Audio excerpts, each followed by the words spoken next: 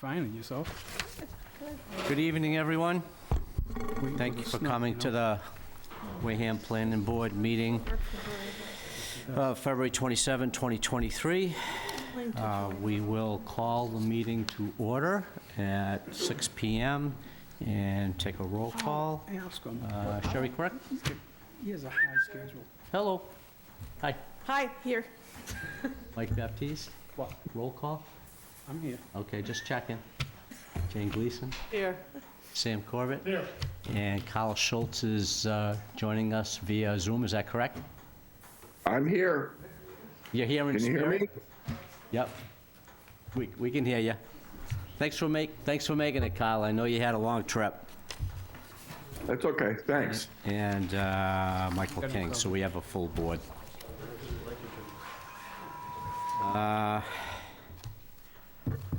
We're gonna jump ahead a little bit just to give some people some relief should they be here for no reason. Item number 4 on the preliminary business, Borrego Solar Systems, 27 Charge Pond Road.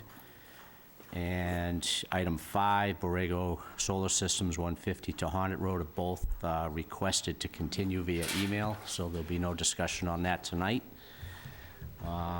We are going to continue those until the meeting of March 13. So if anybody came here tonight to hear on those, we apologize.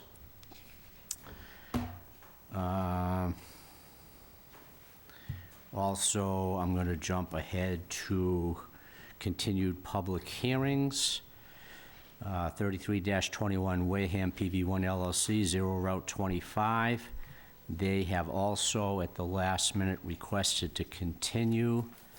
Originally, their request was for March 13 as well, but I am going to avoid clogging up that meeting with so much solar talk because I know it's going to be lengthy and it's probably going to drag out. So I would entertain a motion to accept their request to continue, but instead of March 13, I would ask that we continue until March 27. So moved. Second. We have a motion by Sam Corbett, seconded by Jane Gleason. All in favor? Sherry? Aye. Mike? Aye. Jane? Aye. Aye. Carl? Aye. And the chair votes aye. So we'll see them on 3/27. Okay. Meeting minutes. Did everybody get an opportunity to read the minutes for February 13, 2023? And is there any discussion or concerns? I'd like to make just a tiny tweak. Absolutely. And I can give that to you, Sonia. It's something that I said, that it says that I suggested that we form, or we hire a hydrogeologist, was really, I asked whether we should. So that's, I'll give you the language for that. Would also know that some of the names were misspelled for the engineer and a few other folks. I'll give that to you as well. And I apologize for not giving this to you earlier today. I meant to, and am sorry that I'm delaying it in this way. Okay, so we're going to put off approving the minutes for February 13, 2023, pending some minor corrections. One more correction, please. Yep. Under preliminary business minutes, number 1, I voted no. You did, and we have a unanimous vote. So I put that note down here, too.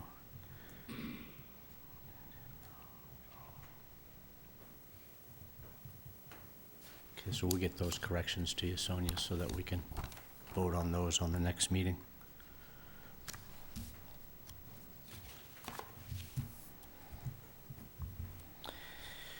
Item number 2, 1-23, Swebco, A&R, 13 Swifts Beach Road, map 56, lot 1000A and 1001A.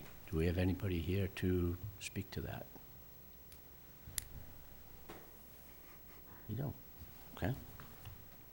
Interesting. What is SWIPCO? SWIP, whatever it is. What is it? Mike, I think this is reallocating some land from Justin's, not Damien's pantry, getting that all straightened out. This abuts that project. Would have been. So I think that's what they're trying to do. Okay. Would have been nice if somebody had taken the time to come talk to us about it. But, okay. Personal, Mike. Hmm? Don't take it personal. Well, I kind of do, actually. I mean, I'm giving up my time to discuss this stuff. I would think that if it's that important to them, they'd be here as well. All right, I move that we continue this till March 27th. With the understanding that the proponent make an appearance to help us understand what's going on and why. Yep. Do we have a second? Second. We have a motion by Carl Schultz, seconded by Mike Baptiste, to continue this to March 27th. That was your suggestion, Carl? Yeah, I don't know how busy the 27th is. We already decided the 13th was pretty busy. Yeah, well, right now, it's only going to be 0:25 in this, so it's not a jammed-up agenda, unless we Okay. have some other stuff that gets ignored. Okay, so we have a motion and a second. All in favor? Sherry Crook? Aye. Mike Baptiste? Aye. Jane Gleason? Aye. Sam Corbett? No. And Carl Schultz? Aye. And the chair votes aye. 510.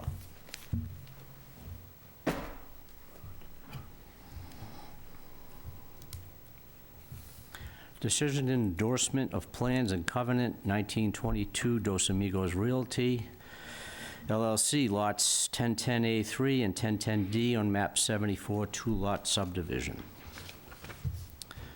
I think, for me, the only hook on this is we were requesting a copy of the agreement from Eversource showing that they are indeed intending on taking possession of the poles in question.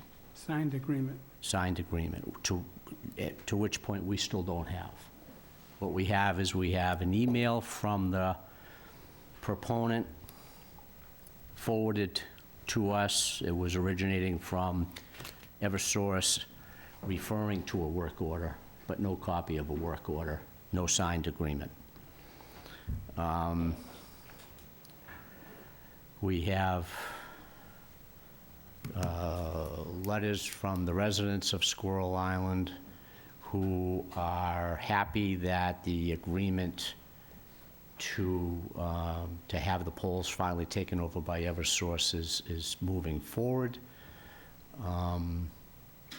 But without that signed agreement, we really don't have evidence of an agreement. No We- chicken, we no have- laundry, We right? have indication of agreement.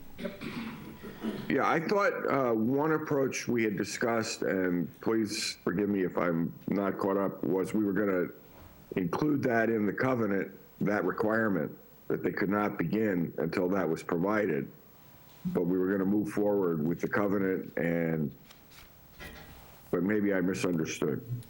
Well, we had discussed that, Carl, but there was some concern on Mike's part, Mike Baptiste, Okay. about the agreement not being in hand because of the history of that road and most definitely the history of those poles. Okay, I'm okay. So, I mean, we have two choices. We can deny it for lack of information. We can approve it based on what they've given us with a condition of approval that absolutely zero work takes place until that agreement is in hand. And by zero, I mean Right. no clear cutting, no tree cutting, no stake posting, nothing, zero, until that agreement is in hand. So it's, it's the board's decision how they want to move on that. So I'm open for discussions. Entertain a motion to hold off till we get signed documents in hand before we proceed on this. Like I said, here we go again with history. Them poles are ghosts. We do this all the time. We try to be nice guys, and like I said, they break the stick off in your back. It's not fair to the people that live there, and it's not fair to us. We have no credibility. Until we start denying.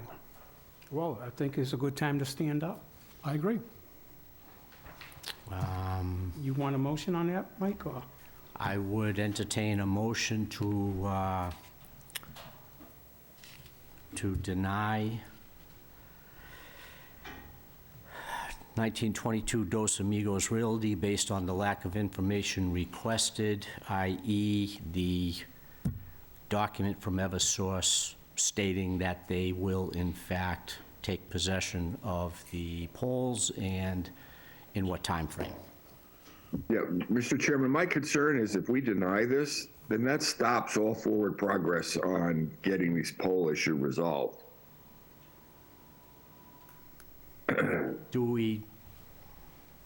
Well, we've closed the public hearing, so the clock is ticking. Well, not if they agree to a continuance, I think. And I don't know. I'm just throwing that out there. Well, I mean, I do agree. I hate to see the possibility of the pole issue being resolved, because I think that's unfair to the residents. They've been trying forever to get that done. And they are somewhat eager at this opportunity. But I know it's a bone of contention for Mike.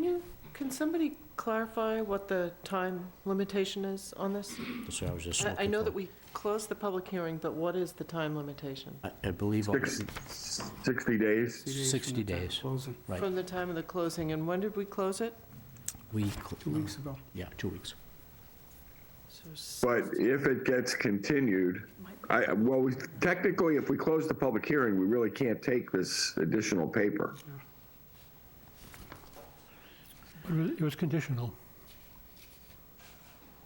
the closure of the public hearing Yeah, was we closed it conditional? conditional on the information we needed, Right. Yeah, so we can still take that, Carl. Yeah, because it was brought up at the hearing, that when we closed the public hearing, that it was going to be closed conditioned on the fact that we get that document. God bless you. Thank you. so we closed it 14 days ago. Right. I thought it was longer than that. Was it 2 meetings or 2 weeks? I think it was, the last meeting, remember, we had a set of documents come to us that did not include Right. any okay. conditions, so I think it was it's- 4 So weeks it's been ago. 28 days. Okay. Mike, I know it's a thorn in your side. But how about if we go about it this way? And Ken, I need your input on this. If we approve with the condition in both the approval and in the covenant that says absolutely zero takes place in any way, shape, or form of the development of this project. No tree cutting, no land surveying, no test pits for septic systems, no selling of potential lots or rights to lots. Zero happens until that document gets produced.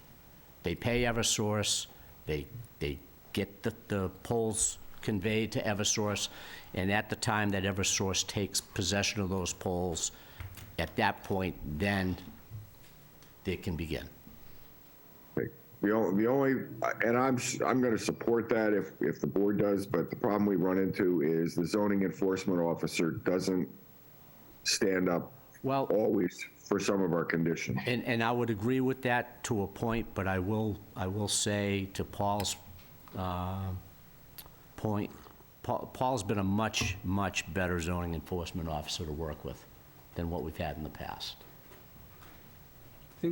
History's been so bad on that property, I wouldn't even want to take a chance on him, even though he's a new guy. I'm sorry. The applicant was so arrogant, they didn't even show up to the last meeting 2 weeks ago. They're not here either. Well, Oh, he's here can today. He's here. 2 weeks ago, they weren't And here. 2 weeks, a month ago, it was continued to tonight, so that's why I didn't show up. It was on the agenda 2 weeks ago. So, So can I Well, offer us? if I could just get it on Sorry, the yeah, record. yeah. I didn't see the, I apologize. I had my reading papers glasses, not my looking at people glasses on. It's closed, so I didn't think I had a chance to speak, so. Well, I mean, You can ask questions for clarification now. yeah, I would just want to be clear, if I were going to try and sway Mr. Baptiste, I would want it known on the record that you are 100% clear on what I'm saying, which is not so much as a blade of grass gets stepped on until the Eversource takes control of those poles. Yeah, completely understood. It's All right, that's, Just so you know, I'm with Michael. okay, And I'm not moving. okay. Well, I completely understand. So, I stated that in my email that was submitted almost 2 weeks ago. I did notice today that the email I sent to the town and posted did not include the email from Eversource attached with it. It was just my email, so. That's, I'm I've assuming I've read all the emails, so I know what's there. Okay. I'm sorry, Sherry?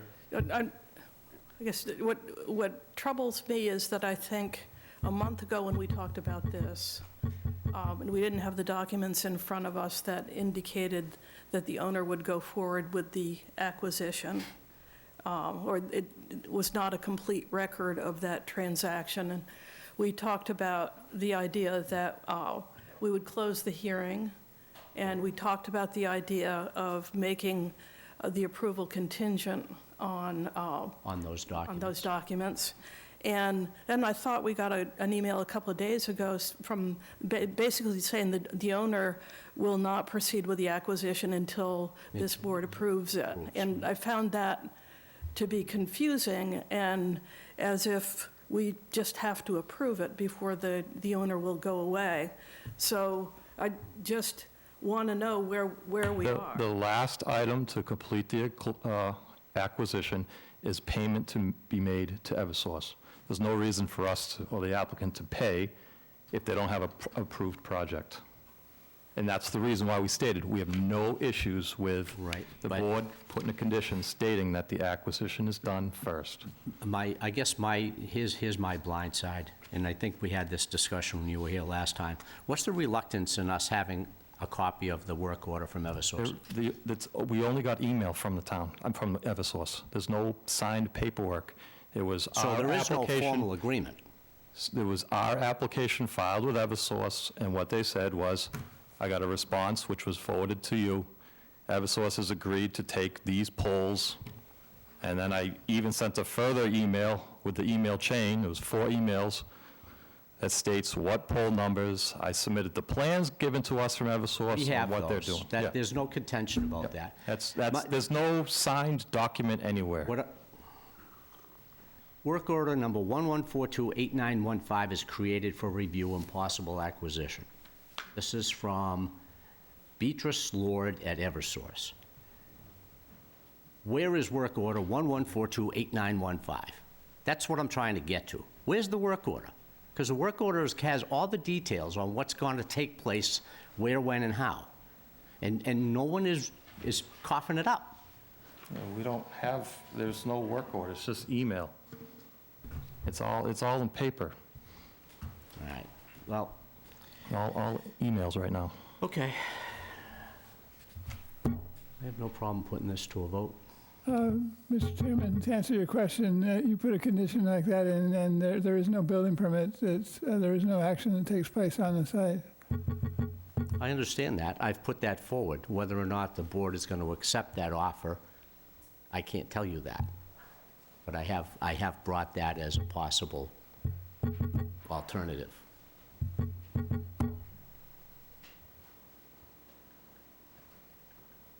So, I guess what I would then do is ask for a motion to, I guess the most politically correct way to approach this, I would ask for a motion, entertain a motion to approve the Dos Amigos, 19-22 Dos Amigos Realty with the condition that appears in both the approval and in the covenants that states no works to commence until the board has a copy of the paperwork from Eversource that states that they now own the poles, that the monetary transaction, however much that might be, has taken place, that they have taken control of the poles. I think that's the way I would set it. And then we'll vote it, either yes or no, based on that. So moved. Okay, I have a motion from Carl Schultz. Do I have a second? You don't have to vote yes to that, Mike. It's just a way of getting the vote on the table. You know better than that, Mike. Yes, I know, I do.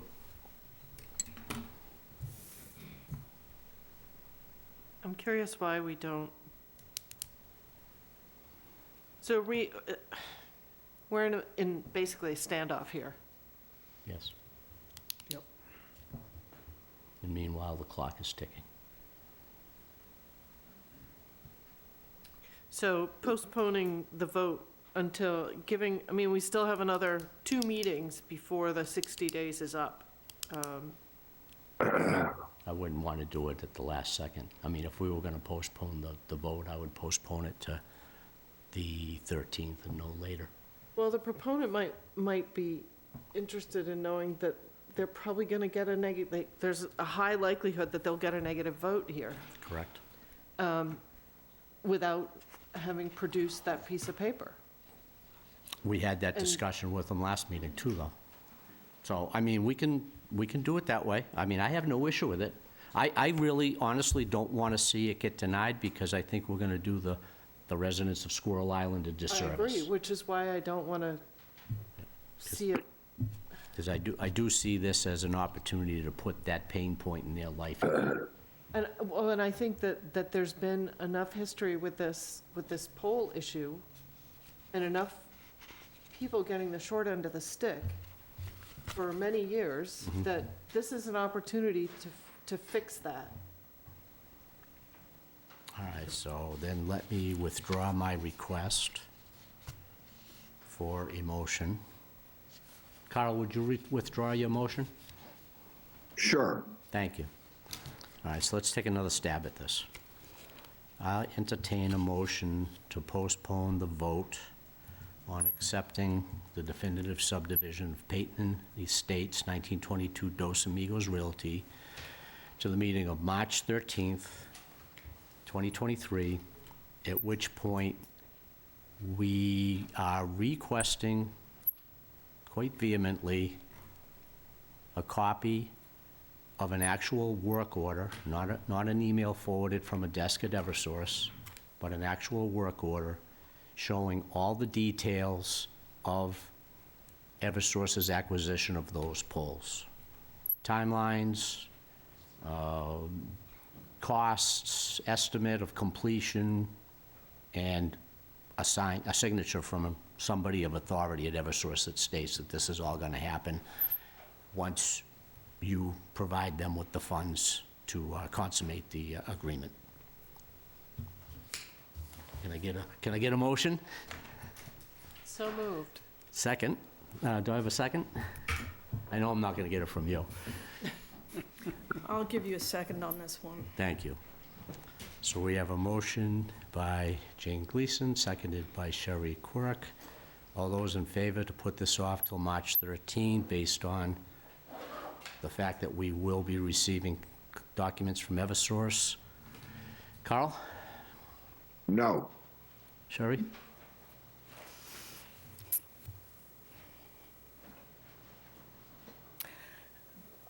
I can't believe these documents aren't already in existence. Yeah, I am of the same opinion. Mike? No.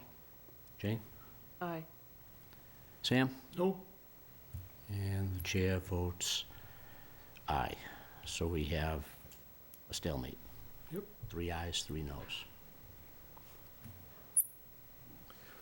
So Ken, what do you do then? Is Sherry a full member? I am not. Then your vote doesn't count on this. Okay, so we So have, it's, That breaks the tie. so we have Yeah. 3 noes, 2 ayes, so we move forward with a vote.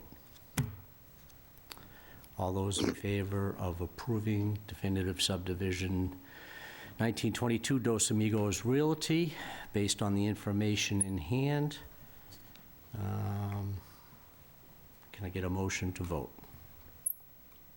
So moved. Second? Second. Okay, we have a motion by Carl Schultz, seconded by Sam Corbett. All in favor of approving the definitive subdivision as presented? Carl? Aye. Mike? No. Jane?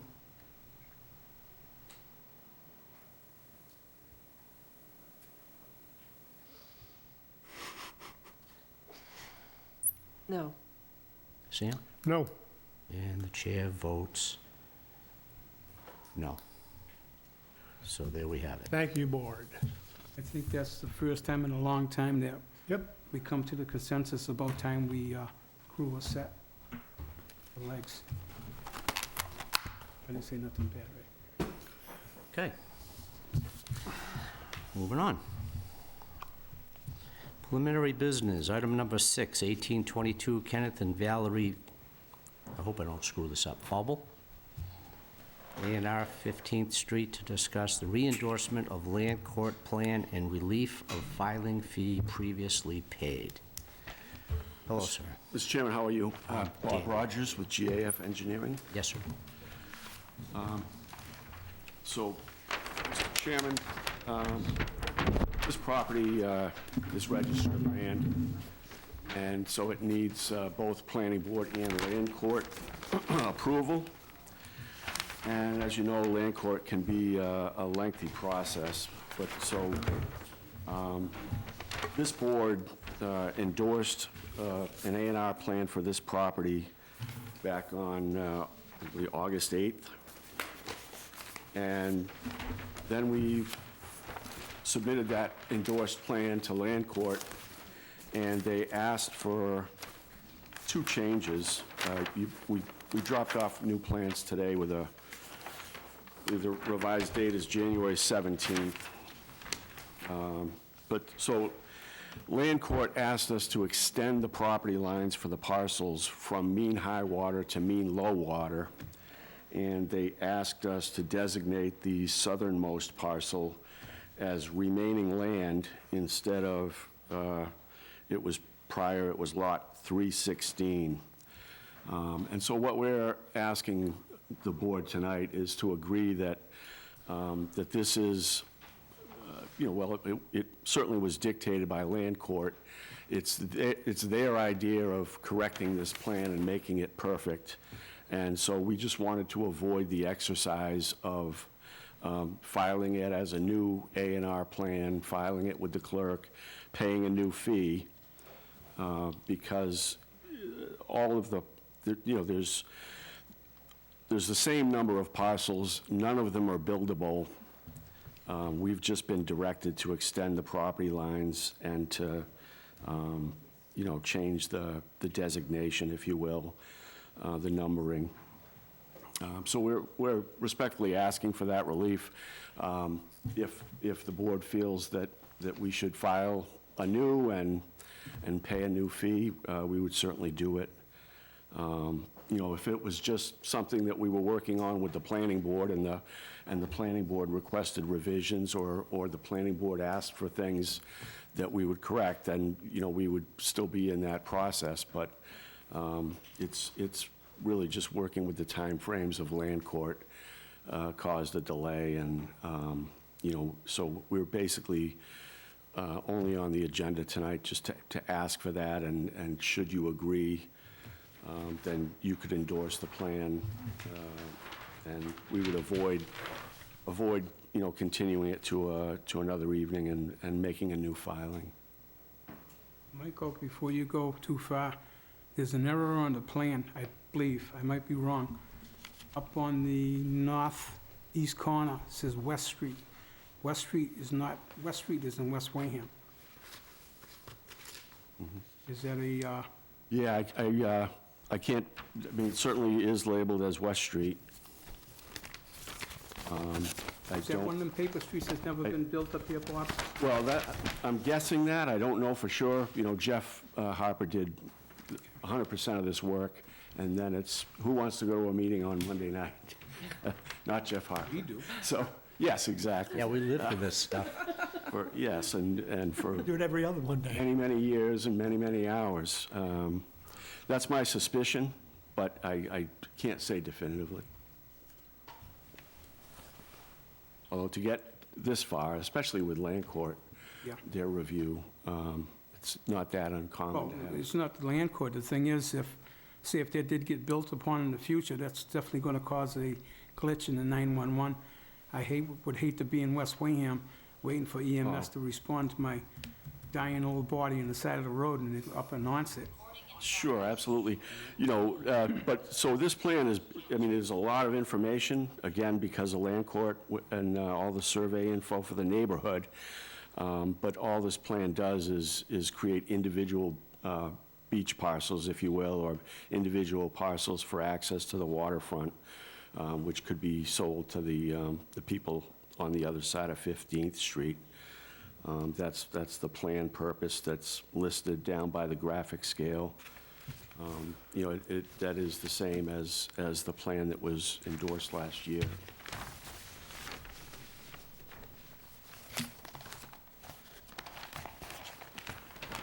It does make them quite a bit thicker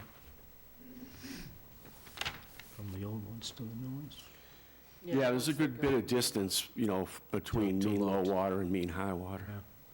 But there's nothing tangible in the intent or the lots themselves. They still can't be built on, nothing can happen, just like the one we approved. Correct. Yeah, the original plan, you know, I said it went from lot 316 in the south to lot 328 in the north, and now we have, you know, remainder of Plot A and 316 to 327, so.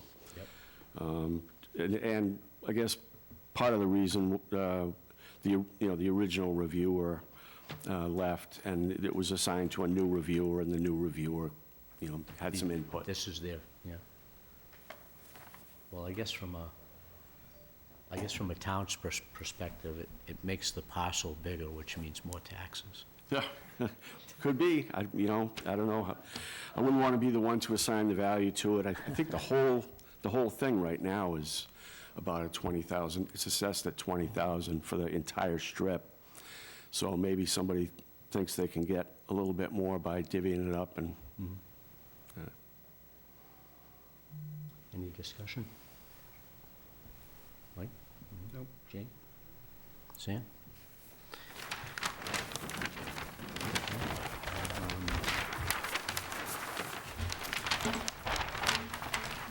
Seeing no tangible differences in the plan that was approved back in August, I would entertain a motion to approve the revised plan as per land court. So moved. Do we have a second? Second. So we have a motion by Sam Corbett, seconded by Jane Gleason. All those in favor? Carl? Aye. Sherry? Aye. Mike? Aye. Jane? Aye. Sam? Aye. And the chair votes aye. Thank you very much. We appreciate it. Thank you, sir. Appreciate you coming tonight. Sure.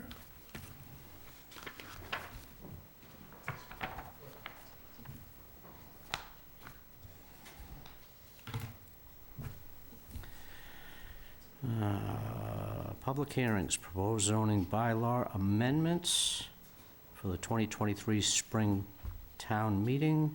We're going to start off with the Article 4A WV1R downtown reinvestment, and I believe we have somebody here to speak.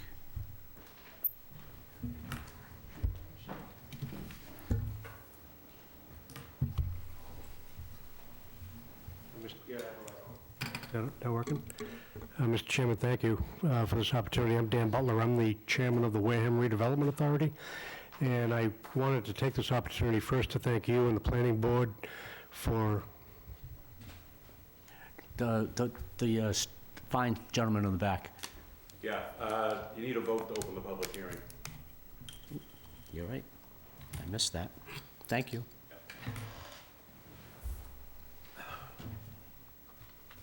Aren't these continued? Again? We already discussed these? No, we discussed them in the workshop, but In a not in the workshop public setting? hearing. Okay, you're right. Okay, so I would entertain a motion to open the public hearing for the proposed zoning bylaw amendments for 2023 Springtown meeting. So moved. Second? Second. You have a motion by Sam Corbett, seconded by Mike Baptiste. All in favor? Carl Schultz? Aye. Sherry? Aye. Mike? Aye. Jane? Aye. Sam? Aye. And aye. Thank you, Peter. All right, sorry for the interruption. No problem, Mr. Chairman. As I was saying, Dan Butler with the Wareham Redevelopment Authority. So I wanted to start by thanking you and the planning board for holding this hearing and for working in such a collaborative manner with the Wareham Redevelopment Authority on this important issue. As I know all of you know, the Redevelopment Authority has been working hard for going on 2 years now to produce an urban renewal plan for Wareham Village. And the articles that you'll be hearing about today in a presentation from Ken Buckland, our Director of Planning and Community Development for the town, and that we'll be presenting to the town at the town meeting in April, are truly vital and crucial to our objective in trying to issue an urban renewal plan and then implement it to benefit all of Wareham, and in particular the Wareham downtown area. These articles are going to be vital to achieving our objectives, and I really think the presentation that Mr. Buckland is going to provide today will help illustrate what we envision could be in the future for the Wareham Village if we can redistrict it as a sub-district, a reinvestment sub-district, and can adjust the zoning to attract more investment and reinvestment in the district. And I think the presentation that he'll provide you today is an exciting one that will excite the voters. And I believe we'll have success in convincing Wareham's residents in April that this is an important initiative, and it's something that will really improve Wareham in the next 10, 20 years and beyond. Thank you. Thank you, sir. Ken, you're up. I'm trying to download the presentation right now. I'm having trouble with my equipment.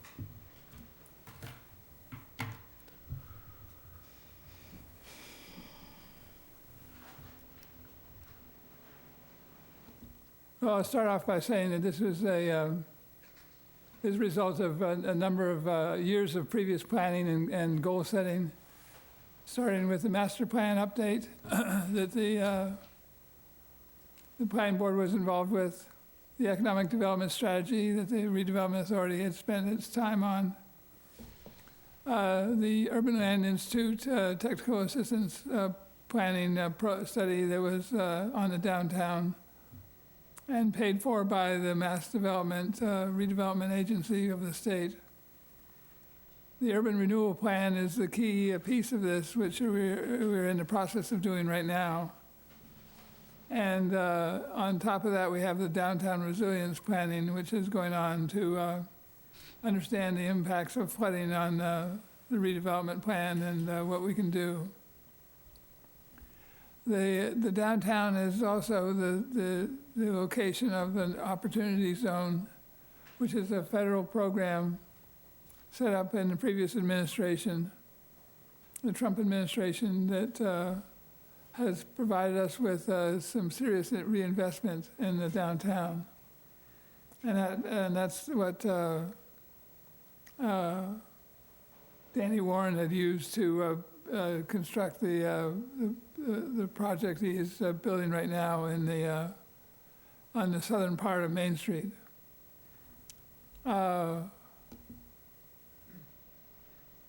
The urban renewal plan, though, is the key, the most recent one, which is the planning for, specific planning for reinvestment and redevelopment of the downtown. It's a plan that's developed under the state Chapter 121B of the state law. There's a finding of need, there's a program of actions, and there's an implementation plan, which includes land use regulations, zoning, and interventions as needed, which could be the acquisition of property.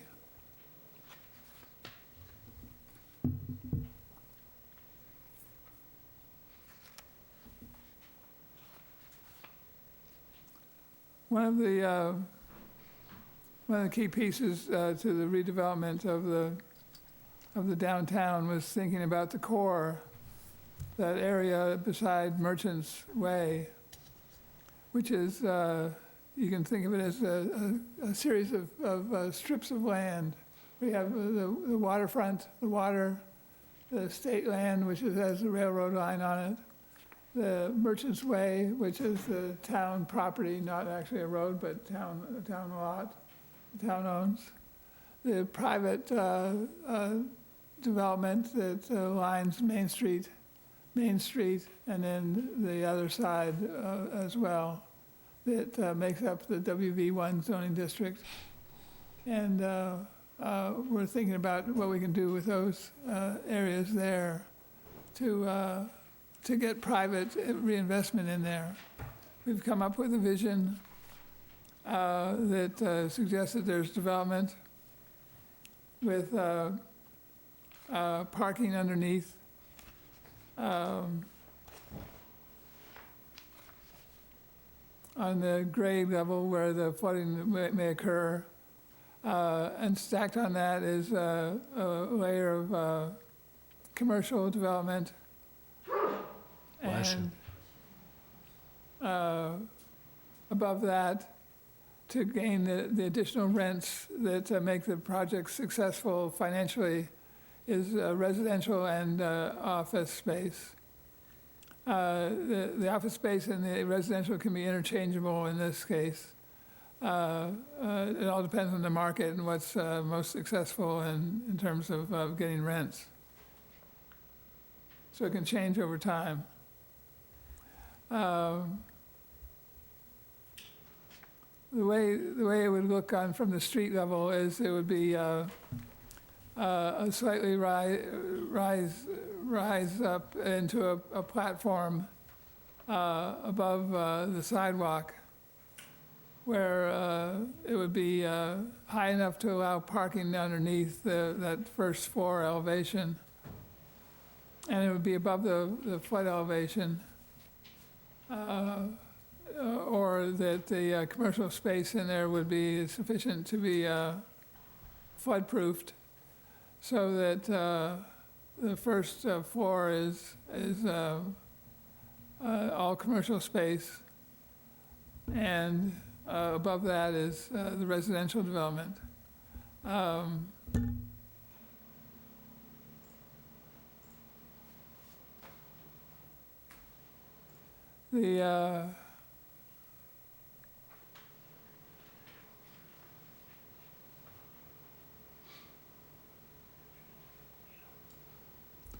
The type of development is called a podium or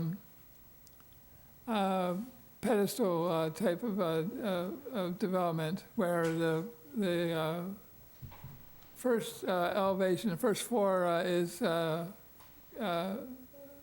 concrete form, which is used to make the fire separation between the stick-built development up above and the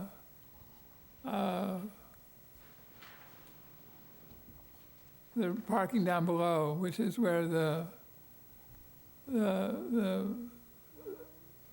all the parking that would occur and potentially the flooding elevation would take place as well.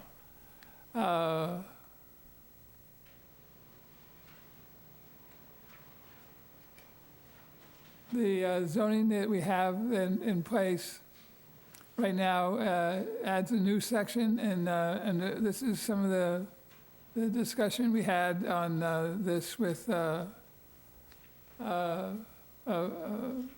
group that that got together, a subcommittee of the planning board. They looked at the bylaw that had been drafted a couple of years ago and dusted it off and put it back together and started going through it.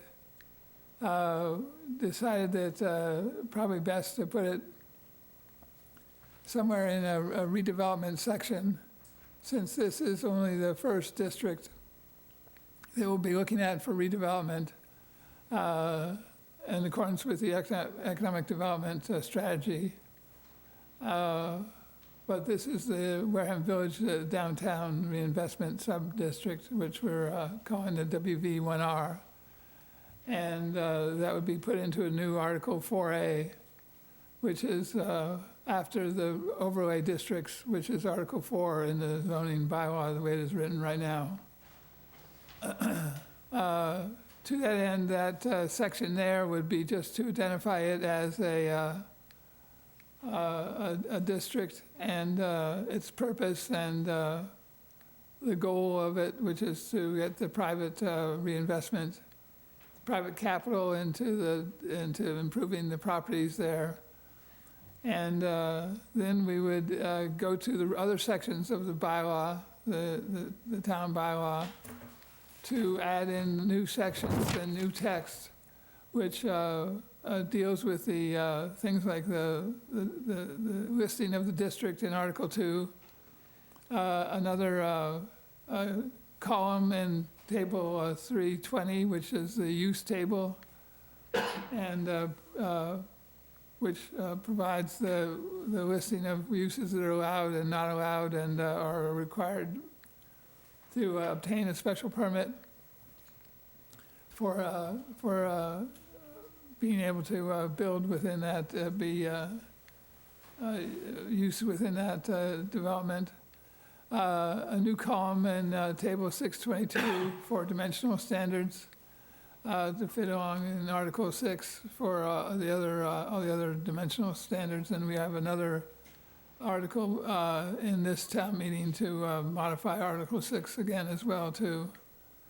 That we have new design guidelines and performance standards in Article 7 and under subsection 735, which would be new performance and design guidelines that we spent quite a bit of time on and intend to work on additional time on as well, too, because these are important to the outcome of the character of development that we're looking for, and something that we'd be happy to look at in the long term.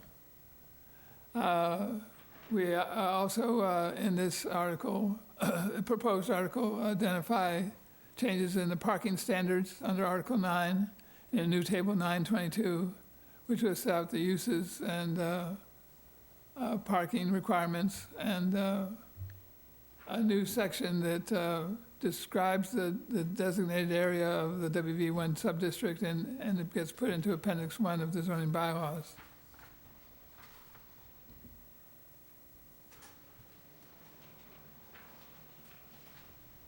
Now, one of the things that we looked at is to gain some additional height so you could get the square footage for the rents to make this work. The typical development of a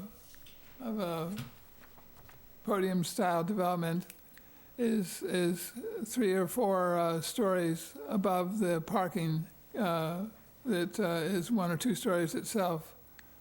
So what that does is that puts the development up about 5 to 6 stories high, which could be 65 feet height if at its maximum.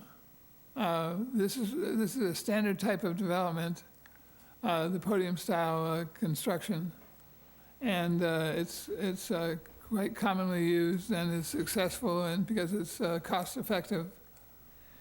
But it requires that height to get the number of units. You'll want about at least 30 units in the development to make it successful, and you could have 30 to 50 units in the construction to make it to provide the rents and the rentable space to make it work. But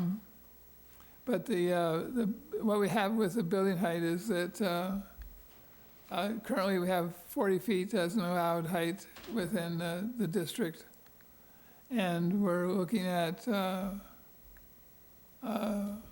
50 feet as a maximum height that would be in the proposed WV1R district.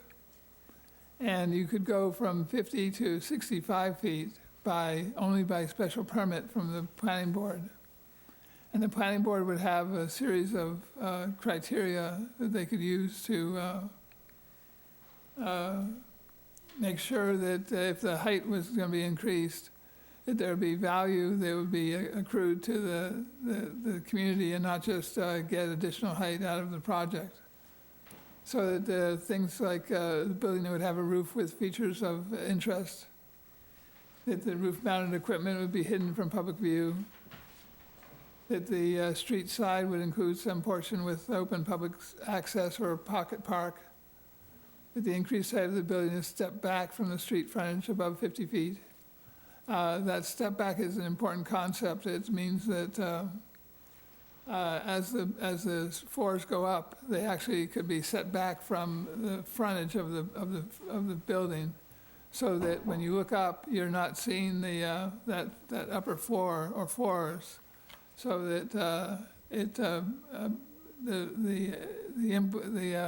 implication is that you don't get the perspective of something that's over whatever that first floor is before the step back. And that there's improved physical access to the waterfront is another one of the criteria that comes along with the increased height. The planning board would be the special permit granting authority in this case, and would be they'd be considering the design of the roof and the structure as a whole, whether the open public access is functional for the intended purpose. And it would be in the sole discretion of the planning board was to decide whether the maximum building height was appropriate and acceptable of some measurement less than potentially of less than 65 feet, based on the board's findings regarding the benefit and the design proposed. To get an idea of what the 65-foot height would be, you can look at the Deacon's building at 195.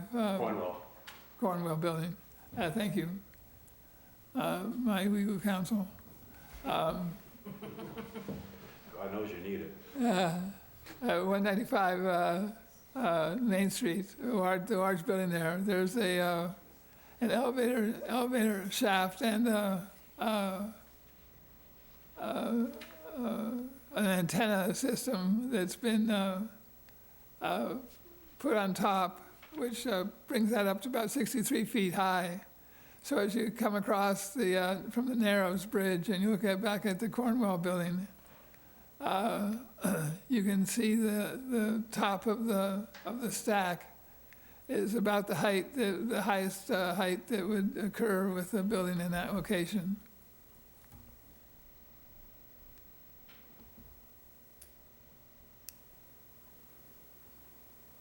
The other piece of this that we want to accomplish is to get an active waterfront activity where we want to have people to be able to use and enjoy the waterfront. And right now we have contact with the Mass DOT about preparing and building a crossing of the railroad tracks for getting access to the waterfront that they will build for us. And what I'd like to have is a boardwalk across on the other side as well too, which allows somebody to be able to walk in a loop to go across the tracks on the south side or the north side, follow along the boardwalk and come out of the other end, and walk along Main Street as well too. So you could do a loop through that area there. I think that'd be an attractive feature that would help people be able to enjoy the waterfront quite a bit. And that would be an amenity that would attract development through that area as well too. So that's part of the urban renewal plan as well too. So we're gonna in the next month or so, we're gonna file the urban renewal plan. We're gonna adopt an action plan for resilience implementation. That's this other planning effort that we're working on. And then we're gonna ask town meeting for approval of the zoning, and later, probably in the fall, ask for approval of air rights over Merchants Way, so that the buildings can be set back more towards the waterfront and away from the upper stories, away from the Main Street, so you don't get a tunnel effect, a canyon effect, and you get the heights and the square footage, the number of units that make the projects work. So that will be something in the fall for the approval for air rights. My voice is giving out now, so I guess that's about all I can talk about. Thank you, sir. Any questions? I don't have any questions, or any questions from the board. Okay, did you ever call the fire department? Excuse me? Fire department on the height? We talked about it. Yeah, the fire department doesn't have an issue with that. Okay. That's all I have, Mike. Sherry? I just wanted to talk a little bit about the really recent information we received from Fuss and O'Neill on potential river level rise and the resiliency issues that poses for downtown. It seems like this is a late-breaking development, and I would like to know if you believe that the plans that we have to date adequately take into account this information and provide safeguards in the event, which seems to be the likely event of, rise in river level. I think it does in this case, because we don't expect the sea level rise to affect the downtown on a regular basis until 2070. And in that time frame, we have about 40 years of development that we could see if the numbers are correct. There could be a return on investment in the meantime for development in that area. As well as we could, in that time frame, see some other opportunities to create barriers or raise up structures, or maybe abandon and advance up the hill instead to move away from the waterfront. But I think one of the things I should point out is in the urban renewal plan, what we've done is essentially say that the worst a portion, or the lowest portion, and the portion is probably most earliest affected by the sea level rise in that 2070 timeframe. We are proposing that we should probably purchase the properties and, or have them, grant them to the town and create a pocket park, or another park that would be essentially another balance against Bessie Park. Like we have twin parks at that entrance to the downtown. I think that'd be kind of nice, and it would solve the problem of risk associated with development in the floodplain and whenever sea level rise actually occurs. Have you tested this proposal with the development community? And do you have a sense of whether investment is going to come in?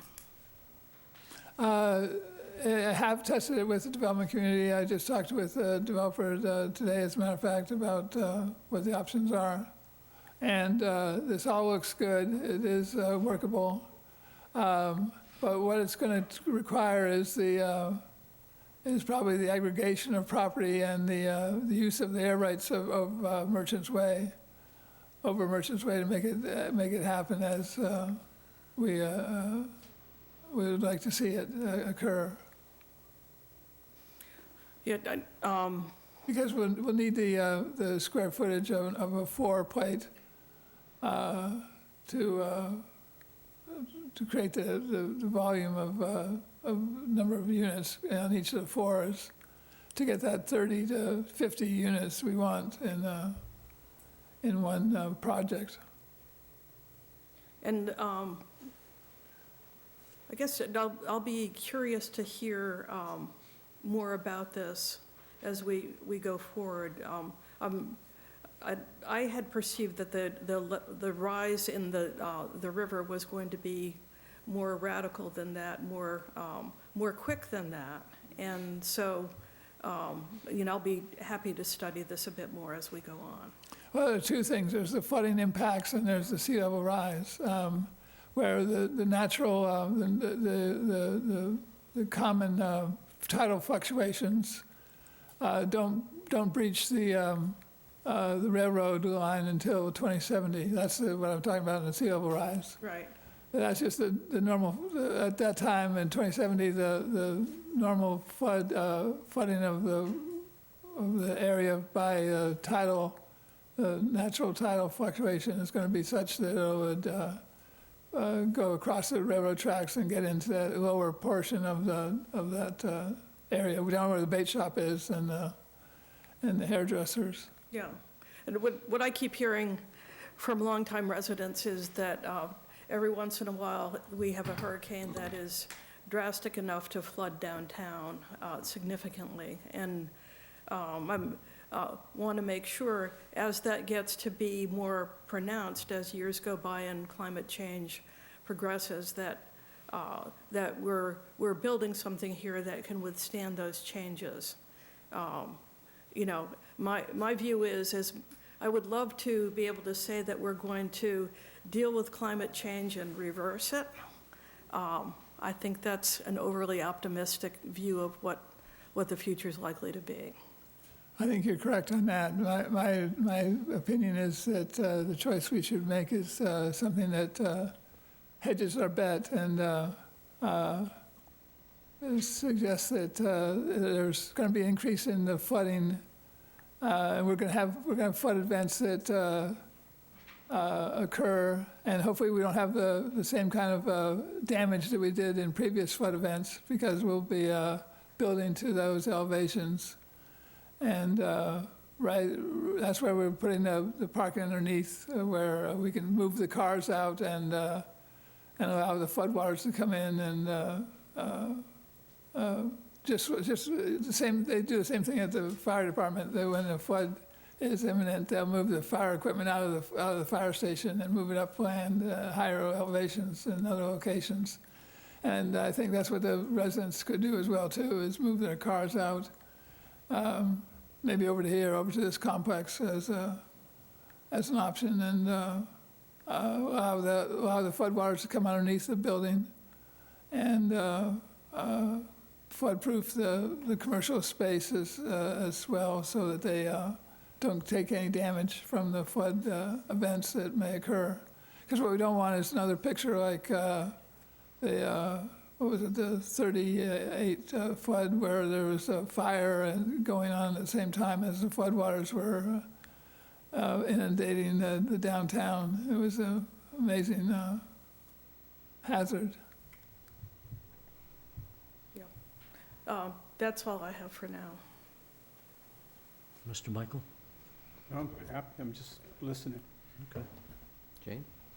Yeah, I'm pretty much listening at this point. I know that I was involved in some of the editing of the bylaw that's being proposed. I do know that I had a business on Main Street for a number of years, and we looked at ways that Merchants Way could be improved, and the big stumbling block was the floodplain. And I think that opening up possibilities for development on Merchants Way, between Merchants Way and Main Street particularly, making it a little bit more feasible, but within the requirements or the current thinking about what you need to do to make flood-resilient buildings there is probably a good idea, just to allow things to happen there that are not really allowable at the moment. So I think that that's probably a step in the right direction. But I'm curious to sort of hear from the town people what they think of this idea.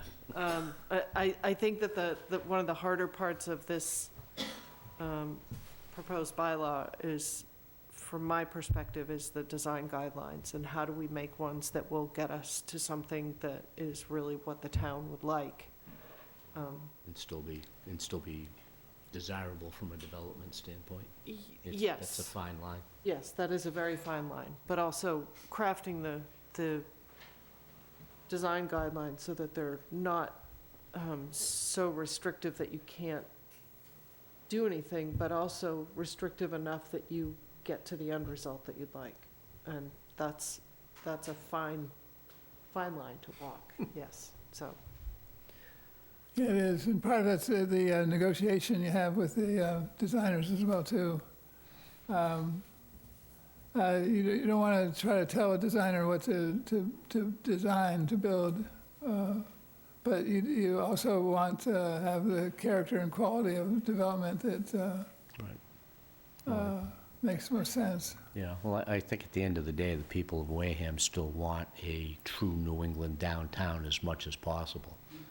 So you have to find that balance between going up, getting the square footage and the units that the developer needs to make the project viable without destroying the character of the downtown in the process. Yeah. And I think that's gonna be a tall order. It's going to be a different downtown with this, if the development occurs under this bylaw, it's going to be a different downtown than what you've got now. But that's hopefully a good thing as well, too, because there'll be more activities, there'll be more entertainment, there'll be more things to do, more places to go to, more people around as well, too, more activity. Oh, I think it's a great concept. We just, have to keep clawing our way toward it. That's right. This is a good starting point, though. Mr. Chairman, may I ask another question? No.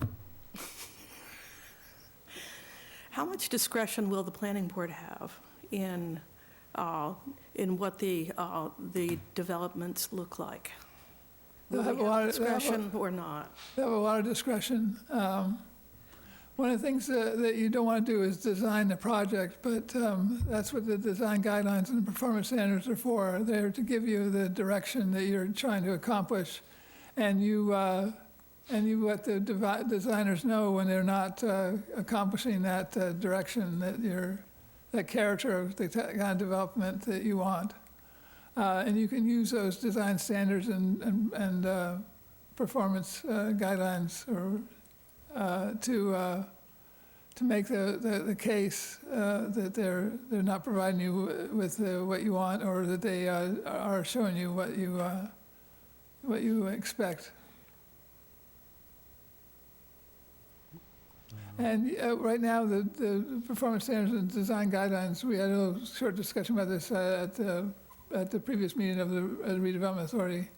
They're in the zoning bylaws so that they're hard and fast, and if you don't conform to them, you're in violation of zoning, and you need a variance to get out of that. But we could put them into the rules and regulations of the planning board as well too, instead,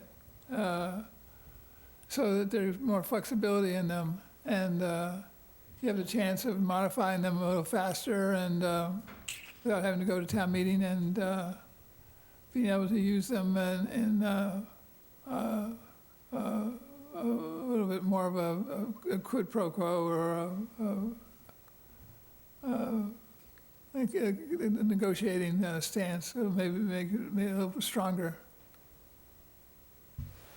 But it wouldn't be hard and fast either, though, because it wouldn't be the zoning to say that you had to do it necessarily. Okay. Do we still have Carl? I was just going to ask that. Yep. Carl, do you want to weigh in on this at all, or? He's currently muted. You might be sleeping. Put him to sleep, huh? Yeah, he's still muted. I'm sorry, I was muted. I couldn't get unmuted. I thought you were taking a nap. No, I was listening closely. Okay. You know, I don't have anything to say at the moment. Okay, thank you. Okay, so being a public hearing, is there anybody that would like to, anybody that would like to speak to this? Anybody at all? Getting tackled from behind here. Hi, Peter Teitelbaum, Precinct 3. The Redevelopment Authority has engaged me to work on the bylaw and to participate in the legal process of getting it through town meeting. The public hearing before you, of course, is one of the precursors for it getting to town meeting. To amplify on some of the things Ken talked about, I attended the Fuss and O'Neill presentation, and it was fascinating, but to my way of thinking, it was also superfluous. Anybody who's been around this town long enough, even if they weren't alive at the time, has heard the grandparents' lore about the hurricanes and what happened in 1938 and 1954, and to a lesser degree, Hurricane Bob in 1991. And right now, we're looking at FEMA maps that call for 14.1 feet above mean high tide. That's your flood zone right now. We know the hurricanes go up there. I heard about it at my grandparents' dinner table when my grandparents would regale me with the tales of dragging their skiff down from High Street and rowing back and forth on Main Street, watching the firefighters try to put the fire out in the Cornwall building that was on fire at the time. People have videos of this. It's the most crazy sight you've ever seen in your life. So I don't have to worry, in my mind, I don't have to worry about what's going to happen in 2070, because I already know what happened in 1938 and 1954. And what you also, we also need to realize is that the state realizes what happened in 1938 and 1954. And that's why the Board of Building Regulations and Standards requires you to go to them for a waiver if you're going to rebuild a property and it's in a flood zone and you're going to go over 150% of the existing value of that property. You can only add 50% of the value to that property that's in a flood zone in a calendar year. So if you're going to take a building, let's say we talk about the Cornwell building, and let's say the gentleman wants $1 million for it, and somebody says, great, I'll buy that building for $1 million. And I can tear that thing down, and I can sort of rebuild in place, put up something just like it is now, and it'll be worth $2 million. And that's when the state comes in and says, oh, no, you don't, because you're building in the floodplain. What gets you out of the floodplain is the garage, because the top of the garage will be more than that 14.1 floodplain, the FEMA floodplain. It will also make those properties insurable, because I'll tell you what, you're not gonna be able to improve any of those properties and get flood insurance if you're building on the ground floor. It's just not going to happen. So as a practical matter, leaving aside, you know, global warming, leaving aside climate change, because I know not everybody in this town, you know, agrees with that or buys into it, or they think it's some kind of a conspiracy. Throw all that out the window. Look what happened down there with the hurricanes, and then ask yourself, would you want to buy a building down there and put a bunch of money into it, be limited on the amount of development and how much profit you can take out of it by the state because of the 150% rule, and then wait for a Category 3 hurricane to wipe the whole damn thing out? Well, of course you're not going to do that. And that leads to why it looks like it does today.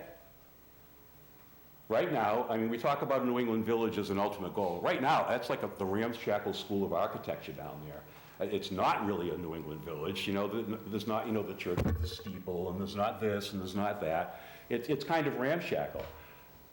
I think you could improve the character down there by rebuilding, because you've got a lot of old buildings that have been held by the same landlords forever and ever. Some of them have just recently shifted ownership, which is promising. But if you look at some of those buildings, nobody's improved a damn thing on them for 40 years. Why would they? They've got people renting, they pay the taxes, they pay the insurance. If they got one empty unit, so what? The rest of it goes in the bank and they're happy. We need to sort of churn it over down there, and the way to churn it over is to attract new people, new development to come in and invest. And again, the only way they get to do that is if they can go up. I've heard a lot of people complaining about the 65-foot thing. I don't want to live in a city, I don't want to live in this. What the special permit process here is going to allow the planning board to do is to avoid that monolithic 65-foot wall running a quarter mile down Main Street. You can ask for broken rooftops. You can ask for, well, if you're going to buy up 3 parcels, sure, you can go up 65 feet and have a few penthouses on this one, but we don't want you so high over here. You're going to have the ability to control that through the special permit process. This isn't site plan review where it's, you know, ding, ding, ding, ding, ding, they hit all the boxes and they walk off with a permit. You will have as much input, if not more, than the proponent at the end of the day. And I think it's important that we trust our land use boards to do the right things here. I don't think the planning board does a bad job in terms of vetting applications, in terms of conducting process. Sure, you get sued. I mean, there's people like me out there suing everybody, so what are you going to do?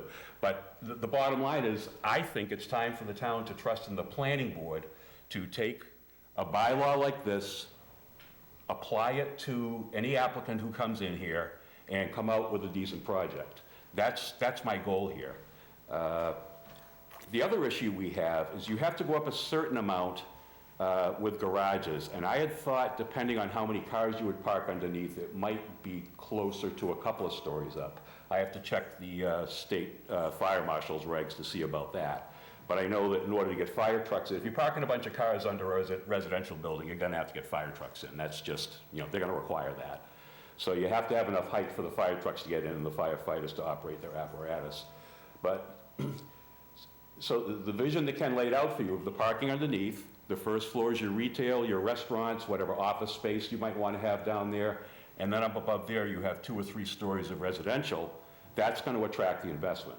You're not going to get away with it now with 40 feet, because if you go up, say, 8 feet, let's say on Main Street, you go up 8 feet for your garage, now you get 32 feet. That's 3 stories. And I don't think you're going to be able to get the kind of investment that you need to do that. If you can only put 1 or 2 stories up above the whole thing, it's not going to work. If you can put a 3rd story up along some of it, then I think you're going to get the density that the developers require.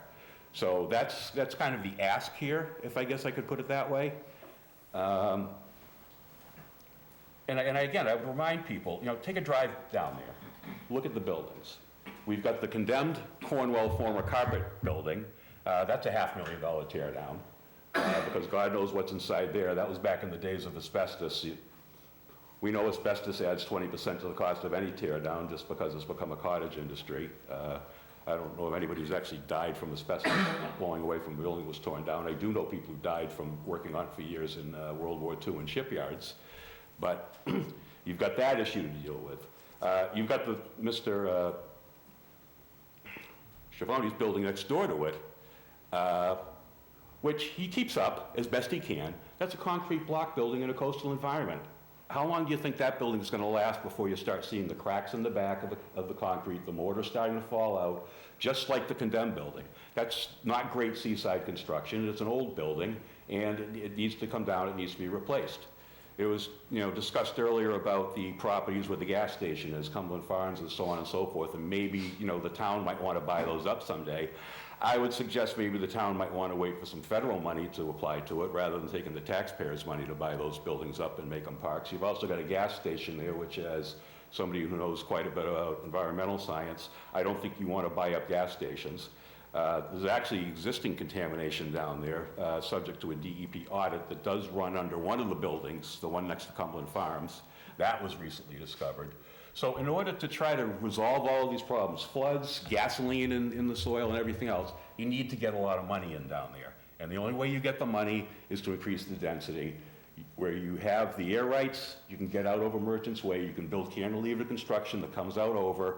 That, by the way, would have to go to town meeting to authorize the selectmen to lease the air rights. That's how that process works. That's in the zoning statute. And, if you guys are interested in looking at it. So that's a big part of it too. Merchant's Way, even though it shows up on the town's list of public ways, is not actually a public way. It was never accepted by town meeting as a public way.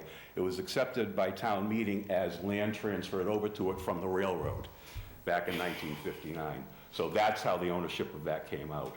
So if somebody says, well, you can't build over a roadway, it's not a roadway. And that's kind of the long and short of it. From my perspective, as somebody who's been in this town for over 60 years, when I was a kid, you could walk down there, 3 or 4 or 5 years old. You'd go down there, you had Waters Drug, you had Jay's Drug, you had the movie theater, you had the Cornwell building where you went up and sat on Santa's lap, before Christmas, and all this stuff, and it was vibrant.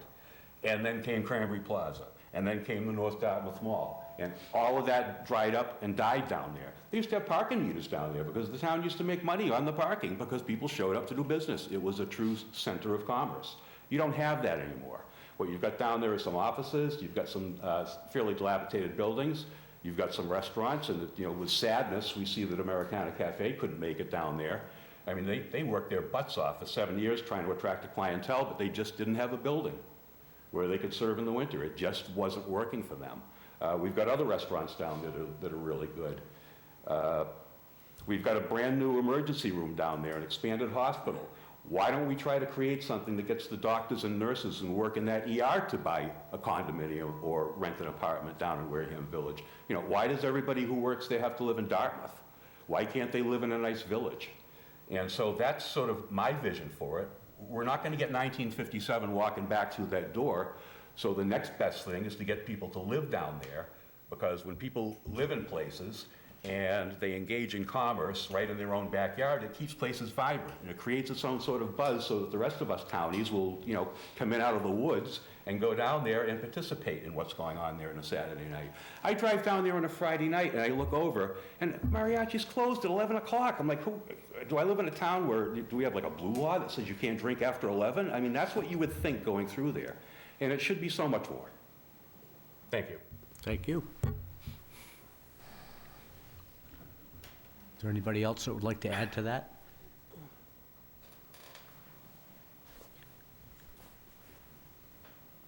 Actually, I don't know, he lowered his hand.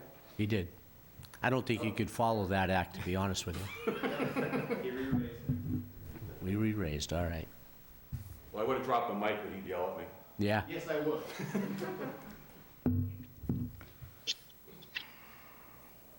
Hello, Hello? this is Jim Manise, Cranberry Highway. Had an opportunity to go through the bylaw tonight. Mr. Buckland was kind enough to provide it to me, and I thank him for that. I was noticing a couple of things on page 3, under brewery and tap room. It says, in a list of commercial uses designated as special permit, like SPR, in the WV1 and WV1R columns and in all the other columns. So I don't know why I would say no in all the other columns. and make it go through a special permit zoning or a variance for zoning. If the use is appropriate and someone wants to do it in other areas of the town, I think it should be acceptable. And then in the table that's listed here under the tap room, it says yes and not STR. So that kind of got me, I'm a little confused on that. I think it should be consistent. And again, I think it should be allowed in all districts where it would be reasonable to allow something like that and not just to say no. You were talking about heights of buildings. I think if you take a look at, what is it, Marriott Town Suites? What's that, Rosebrook there? Correct. I think those are around 65 foot level to 70 to give you a visual aspect of it. I think 40 feet's adequate with maybe special permit planning for 55 feet. I think we have to worry about solar access for surrounding buildings there. I don't mind, mixed use. We should have done it 3-4 years ago, bang, as of right. And if you want to increase the density for zoning for residential, I think there should be an inclusionary part for affordability and affordable. In addition, on the parking, if it's a 2-bedroom, you probably should have 2 spaces. 3-bedroom, I can see losing spaces, but that's just my perspective on that. And, everybody's talking about the flooding and whatnot. And I think right behind the buildings on Merchant Way, we have a railroad track. So that itself is an issue that will need to be addressed by the state to move that out of the proposed flood increases. And I don't know what conversations are being taken place regarding that. And I don't know if when that happens, if it can be coupled to with what we're planning and doing to help protect the flooding. I understand the underbuilding parking. I think that's a great idea, but I think 65 feet's just an awful lot. That's about it, and thank you. Okay, thank you, Jim. Is there anybody else? You're welcome to come up. George, I'm expecting you to come up. I haven't seen you in this room in years. It's time. My name is Julie Moran, 79 Greengate Lane. In the interest of full disclosure, I'm a member of the Finance Committee. I'm here tonight as this private citizen. Ken and others heard me at the WRA meeting. I am very excited about the plans for downtown. I think I'm a new member of Wareham, but our citizens really deserve a wonderful, pedestrian-friendly downtown that's vibrant, just as Peter said, lively, really where they can bring their family and can enjoy the downtown. Thank you, Ken, for a great vision of what this should look like and what we hope it would look like. I guess I just want to say that I am concerned a bit about whether the bylaw is 4A is comprehensive enough, is focused enough, has enough architectural design guidelines, safety for pedestrians, traffic, green space, open space, and I won't even go into the sustainability, we all are aware of that, to really execute on that vision. I see more maze. I'd like to see more shells than maze. I'd like to see more discourage, less discourage, more limit, encourage, less encourage versus require. And again, I know this is a work in progress. Ken and everyone at the WRA have done an amazing job. So that is just my comments tonight, that I think that we could tighten this up and make sure that the developer who comes in looking and working on this lot isn't concerned that the people next door may not have the same level of finish, of viability of the building and the surrounding area that maybe someone next door may or may not have. So looking for consistency, looking to make sure that Ken's vision is in fact made whole by the Article 4A and the additional changes to the bylaws. Thank you. Well, to your point, Julie, I think it is absolutely a work in progress. And it's been a work in progress for a while, and there's been a lot of effort put in by a lot of people. And I think it's one of those situations where if you put 1,000 people in the room, you're gonna get 1,000 different ways to do it. I think it's a great jumping off point, personally. You know, I mean, you have to start. You know, if you keep thinking that you need to rewrite it, revise it, revamp it, it just is never gonna happen. You know, you need to start eating that elephant at some point. So take the first scoop and start chewing. So I love it. I think it's a great start, personally. Any other comments? You again? I'm terribly sorry. All right. I just have to unmute. Hello? Hello? Hi, Annie Hayes. Hi, Ann. I have a couple. Hi all. Mike, on your last comment, I agree about getting energy and starting to move. I also know that one poorly designed building can really screw up the feel of a community. So that's important to me. Another point is that Jim reminded me of was that I was working on a petition outside the post office last year, a couple of years ago. It was winter, and it was maybe 11 o'clock, and it was a cold day, and I was starting to get sunshine, and I was starting to feel good, and I looked across the street, and there were people totally huddled because that side of the street, even at, 2 stories, was not getting sunlight because the sun was behind them on the east side.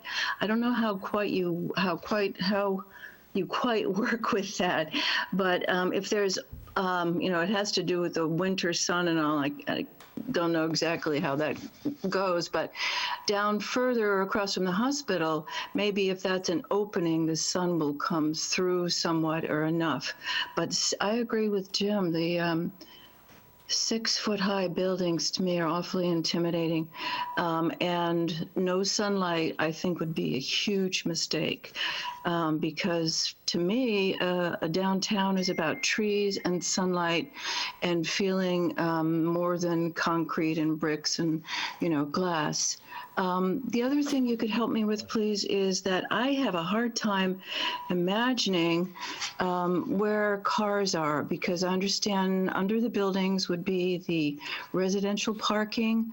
So for all these people who are coming to this vibrant community, I think it's hard enough now to get a parking space. I mean, not at 11 o'clock on a work day maybe, but if you're talking about a real active community, where are people going to park? Thank you. Thank you. Okay, is there anybody else? One other question, Mr. Chairman. At the WRA, there was conversation about delaying this article until a special town meeting and taking some time to do the kind of tightening up that Julie Moran suggested. Where is that suggestion? Is that going to be acted on? The reason to do a special town meeting article is that you'd have additional time if you were going to put the article in as whole into the warrant. Right. One of the things we can do, and what we have done before in other zoning bylaws, is to continue to just put a placeholder in, just keep the draft available for people to review, and continue to revise it until you get it right, whenever that might be. And so that doesn't necessarily mean it's a special town meeting article or warrant article. It has to be, it could be on the annual, and it's just taking that in the process and developed over time. So So we this- can address things like the height and the strengthening the design guidelines in the meantime with the placeholder article in town meeting. placeholder article that has rules and regulations, as you described earlier, that we then tighten as we go along? Well, that's a question. If you want rules and regulations, that's something I brought up as an option. Right now, the context is that the design guidelines and performance standards are in the zoning bylaw itself rather than the rules and regulations. That gives them more strength that way. Right. I have a question about that. Is there a mechanism by which we can put a reference to the rules and regulations in the bylaw so that there's something in the bylaw, but we've got the rules and regulations somewhere that is easier to keep them sort of dynamic? The rules and regulations are filed with the town clerk, and they become part of your requirements of anything that comes before you. Can we reference those rules and regulations and specifically the design guidelines in the bylaw? Yeah, you can. Right, so then the rules and regulations can constantly morph Right. But there's still reference to them in the bylaw. in the bylaw That's right. itself. That's correct.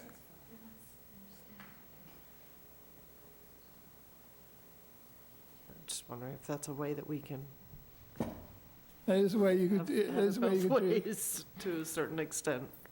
That is a way you could address it. Peter?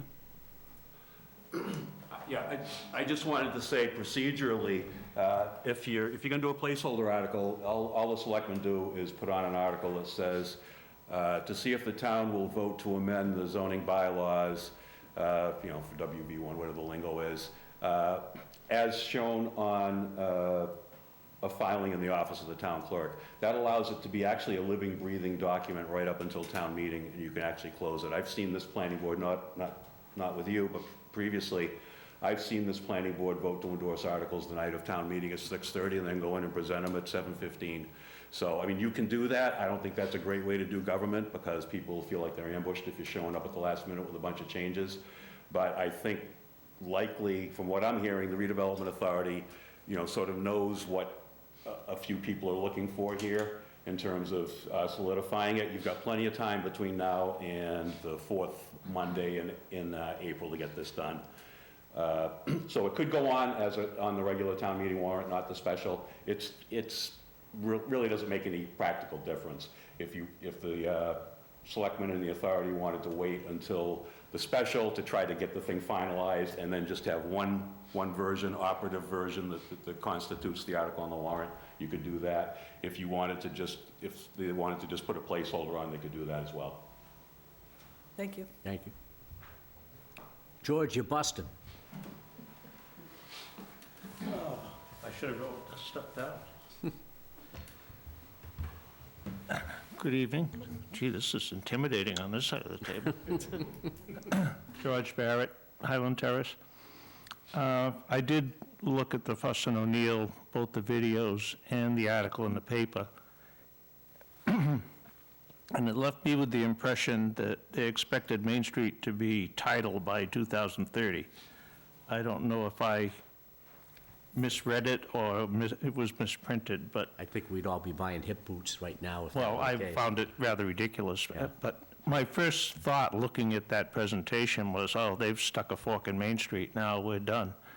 But then I jumped in the Wayback Machine and reminded myself that Main Street's been underwater many times, and most of those buildings were there for the event, and they're still there. I've always joked with Ken, flood resilience in Wareham is the water comes in, the water goes out, you clean up the mess. Unfortunately, FEMA doesn't feel that way, at least not in this part of the country. I think your major hurdle is the 65-foot elevation. When this was proposed a few years back, that seemed to be the major sticking point. And the thought that you're going to turn Main Street into a housing project and not get what you bargained for. I know you like to present condos and an influx of money, but there's the fear that it goes the other way. It does have possibilities. My own observation is I think you could raise a great deal of Merchants Way up to Main Street level and eliminate some of those minor flooding events. You talk about parking under a building. It was commonplace when the bus stopped on Main Street that you'd have a winter storm and the lower end would flood and everybody that was up in Boston working got their cars filled with water. You know, and the same, you wouldn't want that to happen under a building. I wish you luck with this. I will say on the other remark that making broad changes to articles the night of town meeting is not a good practice. That was my first. I know when I sat over there, I know we always got blamed for it. Yep. And any attempt to do that, I mean, the basic right of fair notice at town meeting is what's before you, to me, seemed to be violated on many fronts. So I would be cautious before I bought into that. I think you know I'm not a fan of that. That was my first introduction to small-town politics, was the 6:30 of meeting at town meeting. You know, if you just got to cross some Ts and dot some Is is one thing, but Yep. but to come out with something different than what's advertised is Something just else. going to be some heartburn. Yep, I agree. I think that's all I have to share. The only thing I would like to remind or inform, I'd like to see mixed use and medical uses and probably a few other things restored back to the entire Wareham Village District. It would be beneficial for downtown. We talked about mixed use in 2006 in the zoning rewrite, and it still hasn't happened. Right. So I think that's something we need to correct. I agree. Thanks, good to see you. It was good to see you, George. Okay. Nobody else? You already talked. You can't talk again.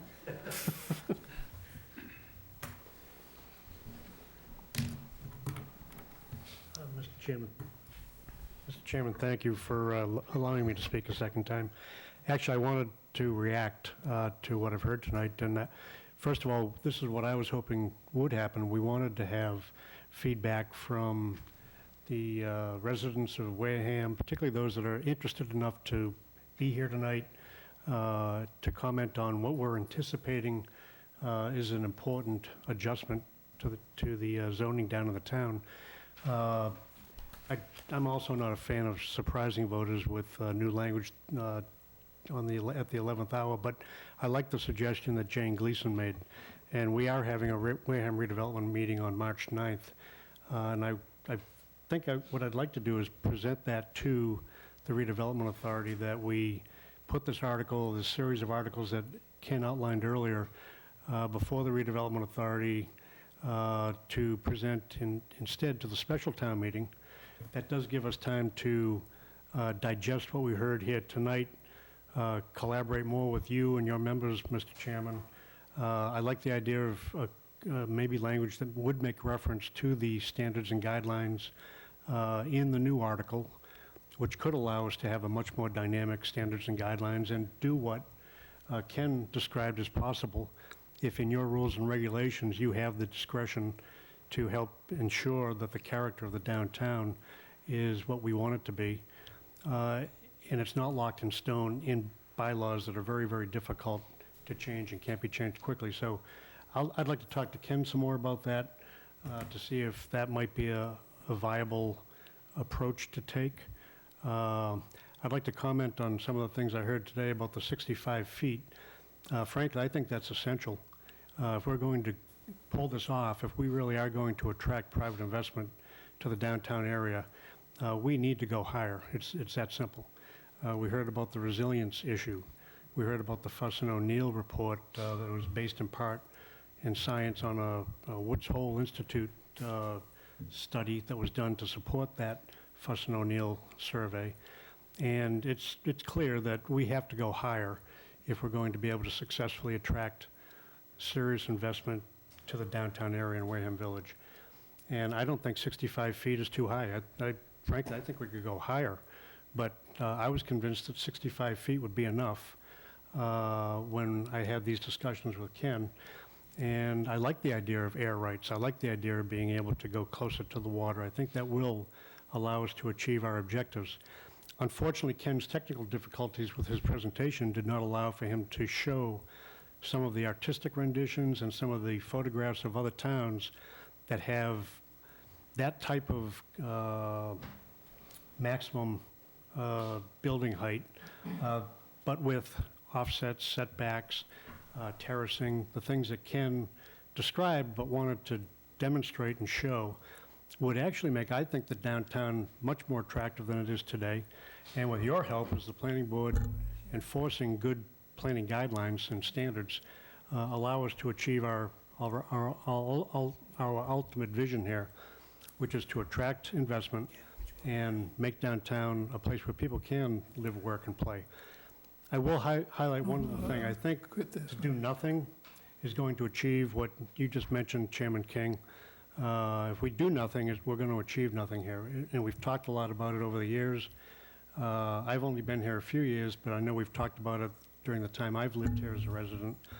Doing nothing is an option, but I think it's a bad option. It would be a bad decision.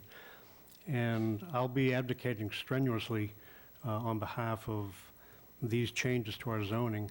And I appreciate all the great work that you have done, the input that you've provided us. And again, on March 9th, with Ken's help, we'll see if we can't craft a way to move ahead with this, present the voters with a presentation and an option, an article that will achieve broad buy-in across the town and allow us to move forward. Thank you. Thank you.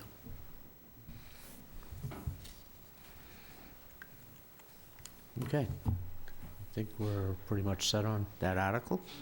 Yes?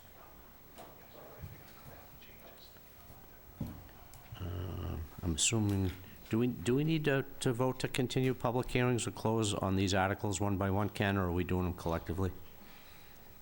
You can do them individually. Okay. So I would say based on the comments about the March 9th collaboration, that I would entertain a motion to continue the public hearing on the WV1R Downtown Reinvestment Article 4A until, if you meet on March 9th, that'll give us time to close out the public hearing on the 13th? Yes? Yeah, that's exactly right. And that timing works for you? That'd be fine, because then the 17th is when we have to submit for the special town meeting as well, too. Okay, so that's enough of a window for Yeah, that me works to out vote. quite well, actually, yeah. Okay, I'll take credit for that. So can I get a motion to continue the public hearing for Article 4A until the Wareham Planning meeting of the March 13th? So moved. Second. We have a motion by Sam Corbett, seconded by Mike Baptiste. All in favor? Sherry? Aye. Mike? Aye. Jane? Aye. Sam?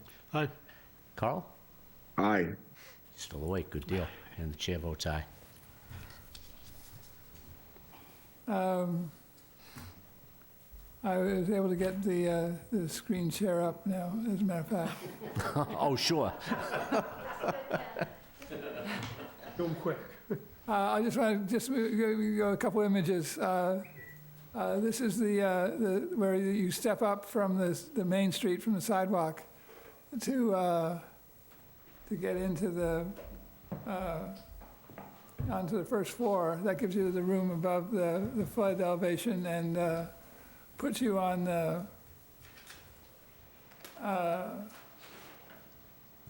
on a higher elevation and allows the parking underneath.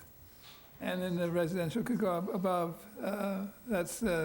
And this is the actual, something that's actually done that way. This is in Newport, where a hotel and the commercial uses on the first floor are actually raised up there. And what they have in the landscaping and the long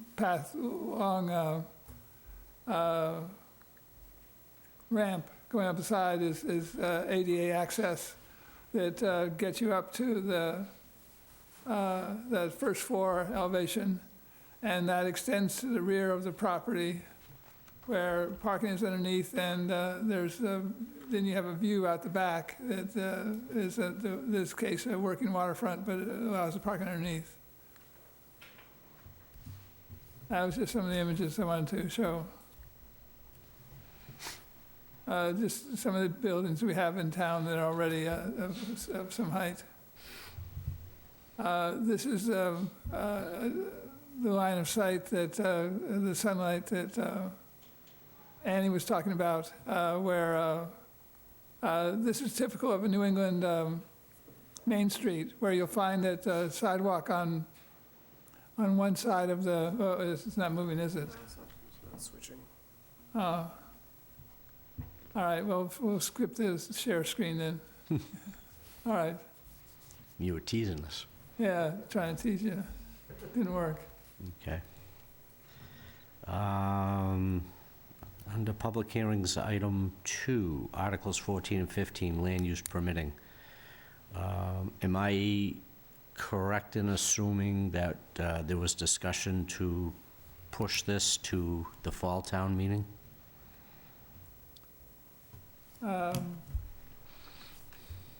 Articles 14 and 15? Yes. There was, I think, there's still an option to continue it for this town meeting as well, too, if you want. If you want to open the hearing on this, I'll hand out the latest draft. Okay, I would make a motion to open the public hearing for Articles 14 and 15, land use permitting. Do I have a motion? So moved. So moved. Do I have a second? Second. Motion by Jane Gleason, seconded by Sam Corbett. All in favor? Sherry? Aye. Mike? Aye. Jane? Aye. Sam? Aye. Carl? Aye. And chair votes aye. I already have this. I have this one, too. All right, I'll start on this one. This is Article 14, as it is right now, is administration. It deals with special permits and the variances, and the land use boards lists them out. It's somewhat of a permit guide.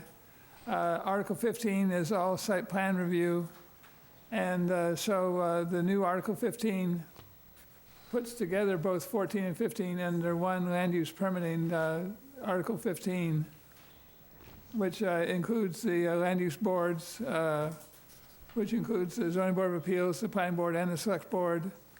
Talks about the land use permits, which are the special permits, the variances, and the site plan reviews.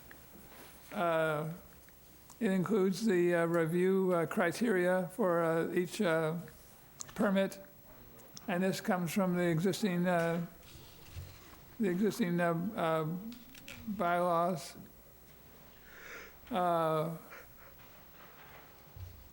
And modifies the site plan review by taking out the procedural elements and putting them available for the rules and regulations of the planning board or the Board of Appeals or whoever might be the ones that review the site plan review.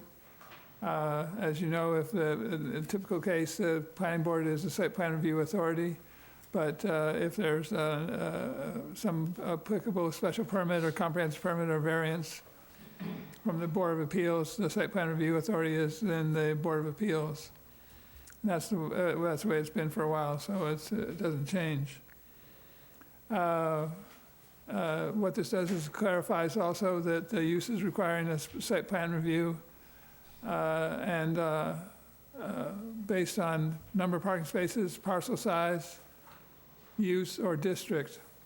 And use would be large-scale ground-mounted solar energy systems.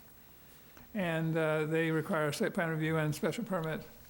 And the district, which would be the WV1R, the Reinvestment Subdistrict, which would require site plan review and in some cases, special permit as well. The review criteria are the same for site plan review as well as in the regulations as they are now. No change on those. That covers things like landscaping, parking, pedestrian circulation, natural features, and vehicular circulation, and somewhat about relationship of buildings to the environment. It maintains the requirement for Conservation Commission approvals prior to the site plan review authority making their determination. And I think this is something you'll probably want to revisit, relation to the subdivision plans and whether or not the site plan review lapses after 2 years of non-use. It also has minor and major revisions and administrative approval for minor revisions. That's something new. Variances and the criteria for granting variances. Appeals. This is something that is already in the regulations, but and this is under state law as well too. 2-year requirement for action, violations and enforcement. And this would be something that the zoning enforcement officer would be in charge of. Site preparation and repetitive applications. So that covers all the standards that are in the existing Article 14 and 15 and what is available in the site plan review.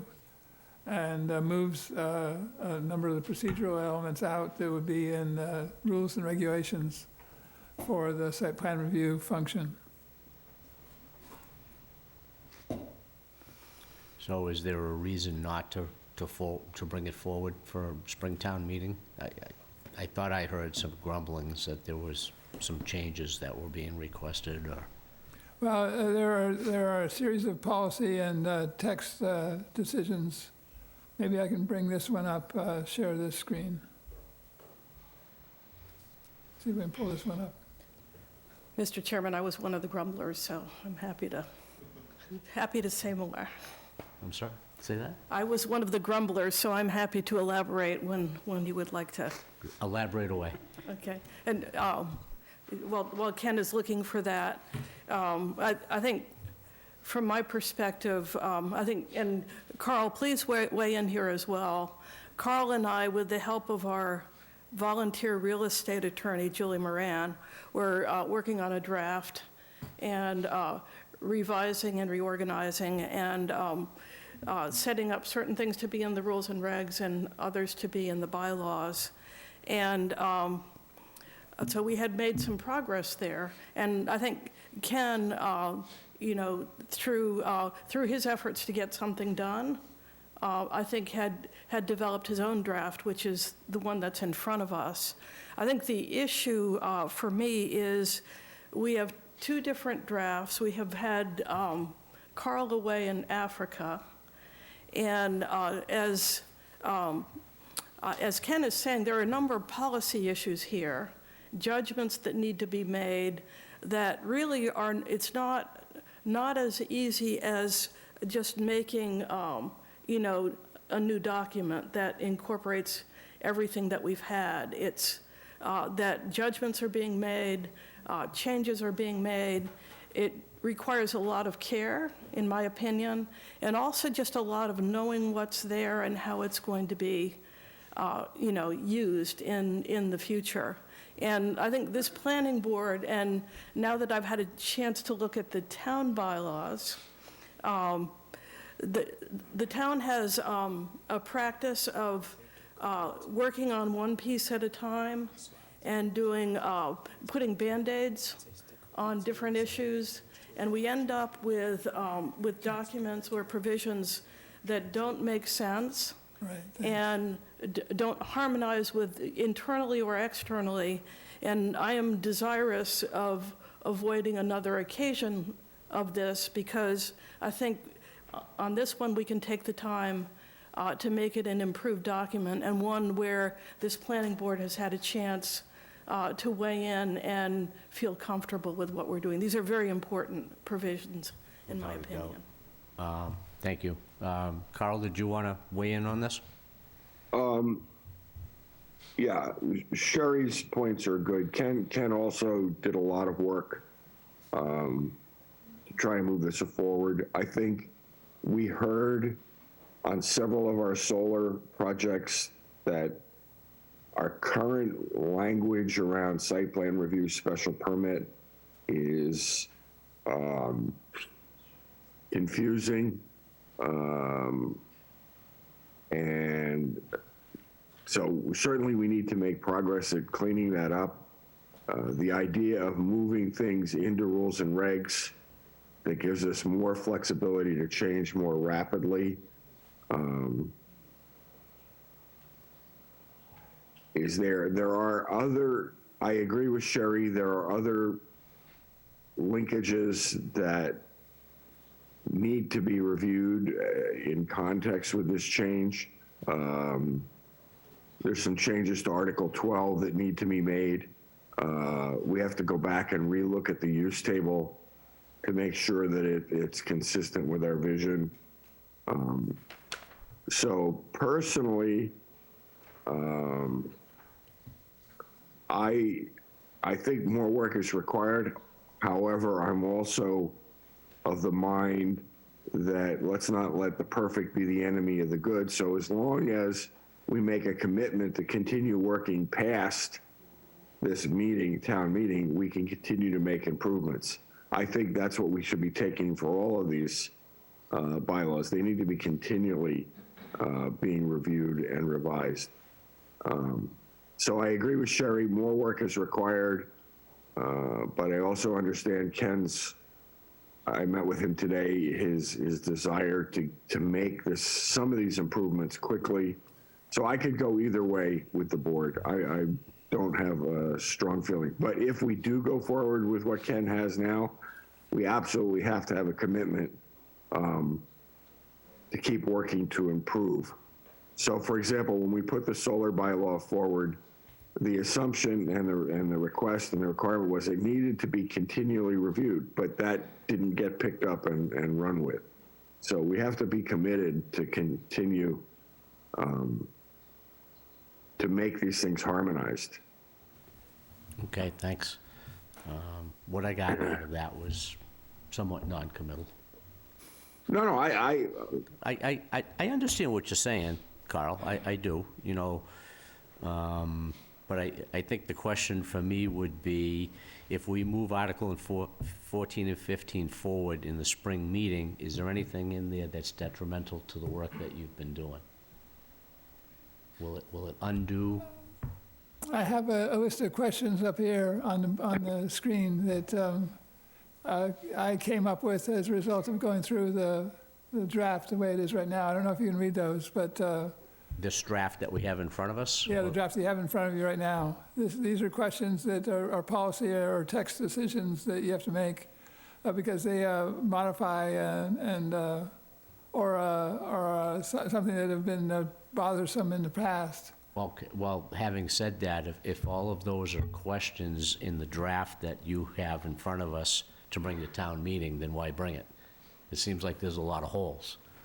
Yeah, well, that's the question, whether or not you can answer them right now. If not, then we, Right now? No.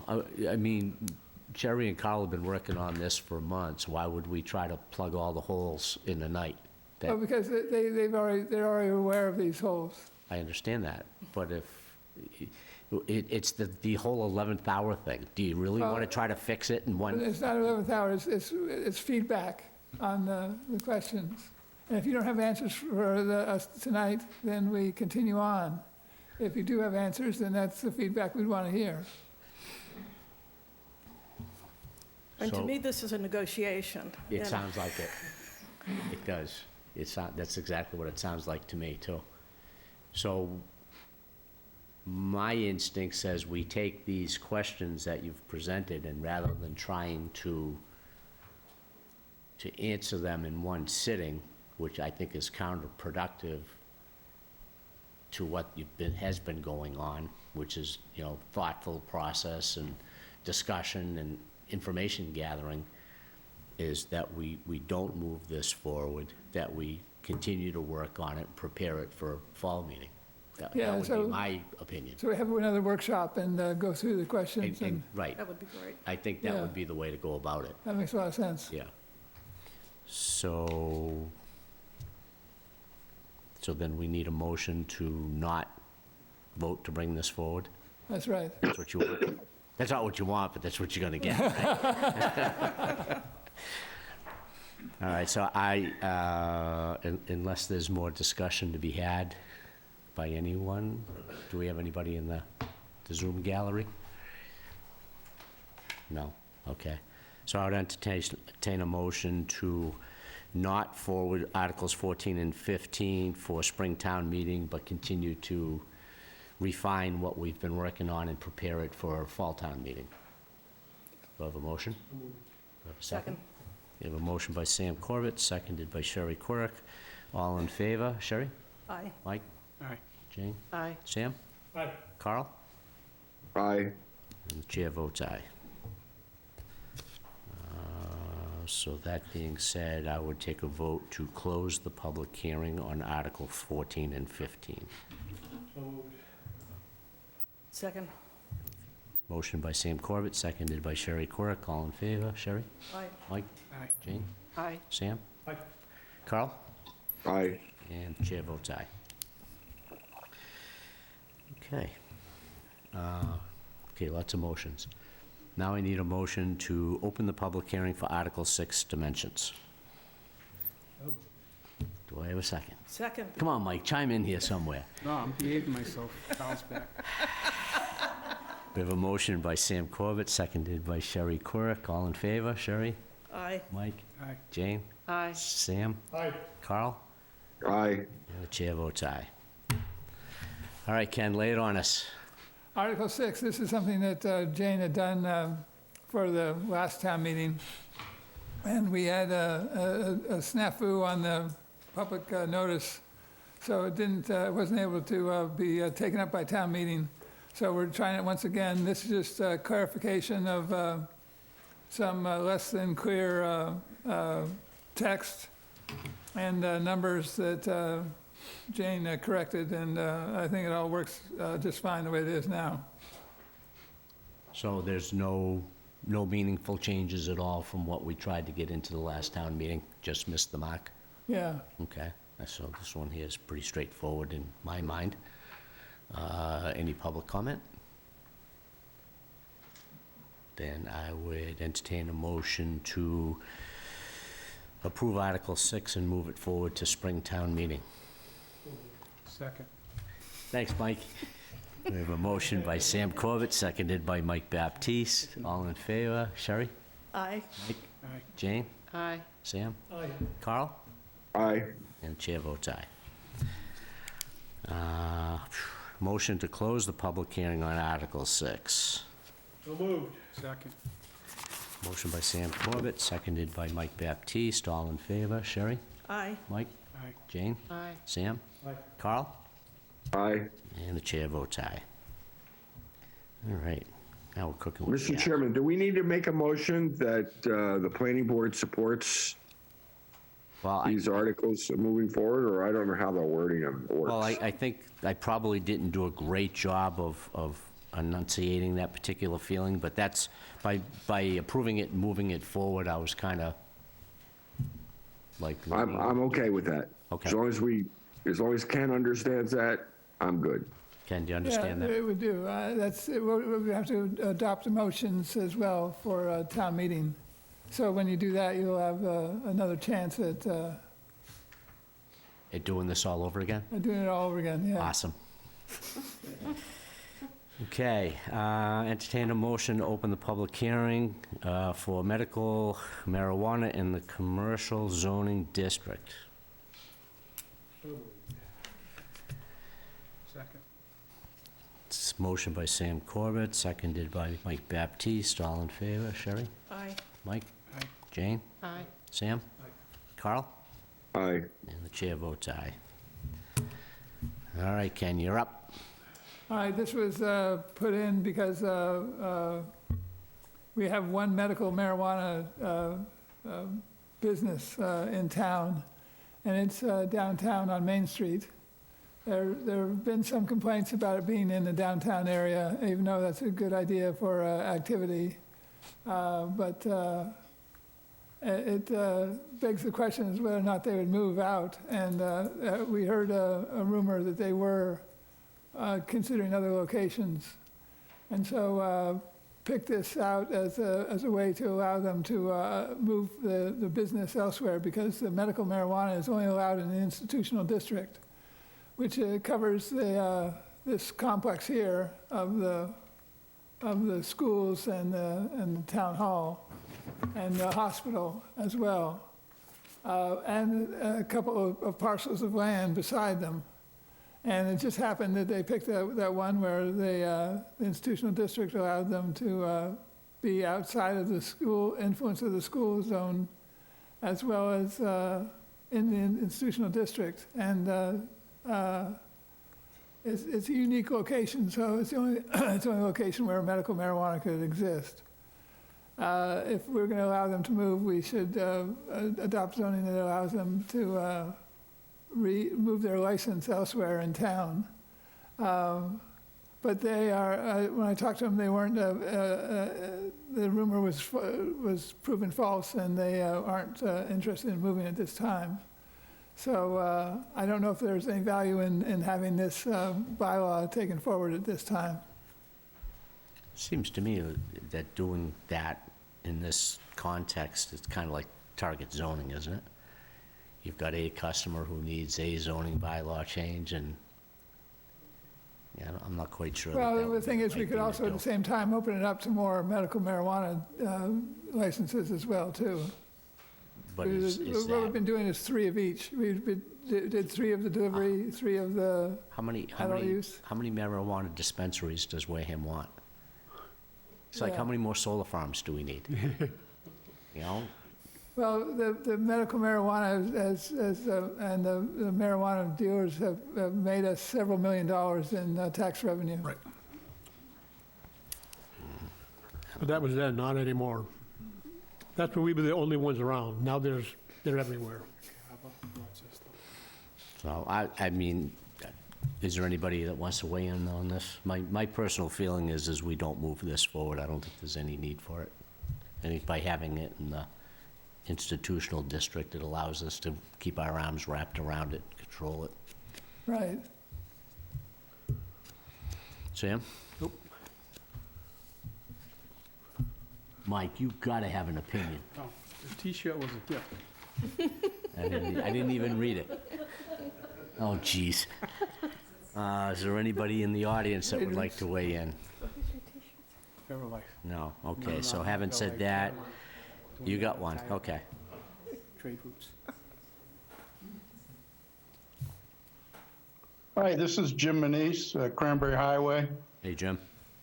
Hey, so having seen this, I did happen to speak with Ken earlier, and, medical marijuana, it's a dispensary. You need a prescription to buy there and through it.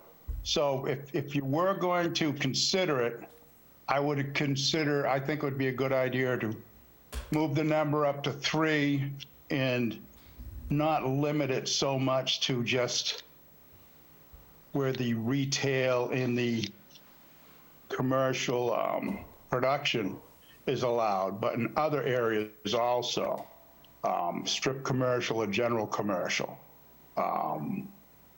But it doesn't seem like you're going to even entertain that, but I think we should keep an open mind to that.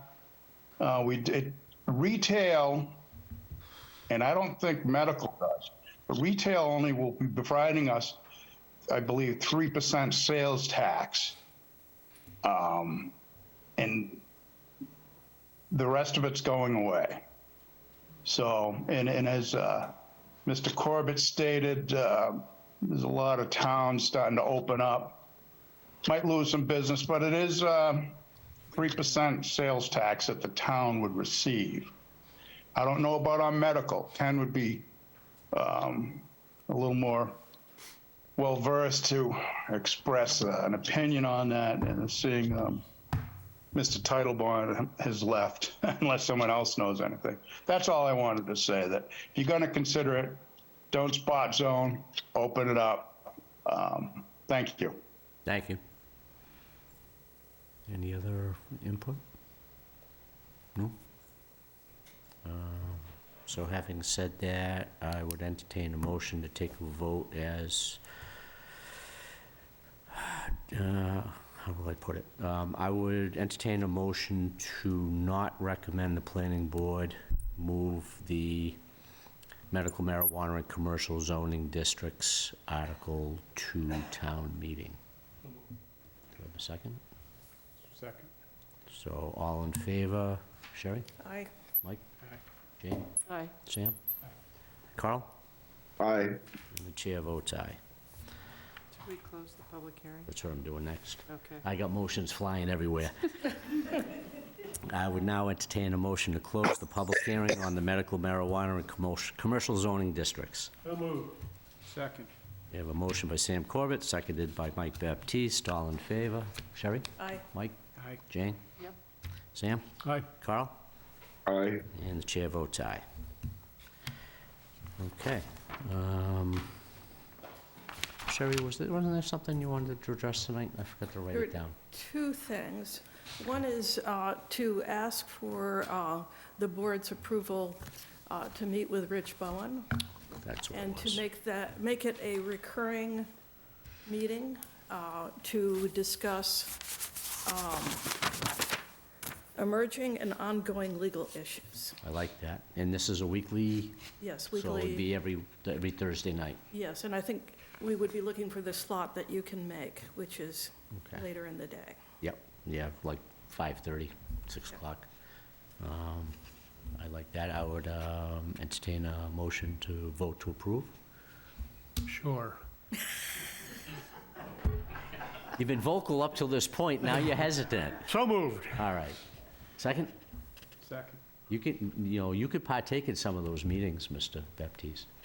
No, I don't get along good Okay. with. We have a motion by Sam Corbett, seconded by Mike Baptiste. All in favor? Sherry? Aye. Mike? Aye. Jane? Aye. Sam? Aye. Carl? Aye. And chair votes aye. And the final, very, very quick thing, it's been a long meeting, is to make a request for volunteers for the Alternative Energy Committee, looking for a diversity of experience and viewpoints. At the select board meeting, of last time, the select board asked for us to bring forward a slate of people who could be committee members. And I would just ask people to think about it and think what they could bring to this. That sounds great. And maybe the kind folks at Wareham Weekly could put a little plug in for that. Yeah, Thank you. I'm looking at you.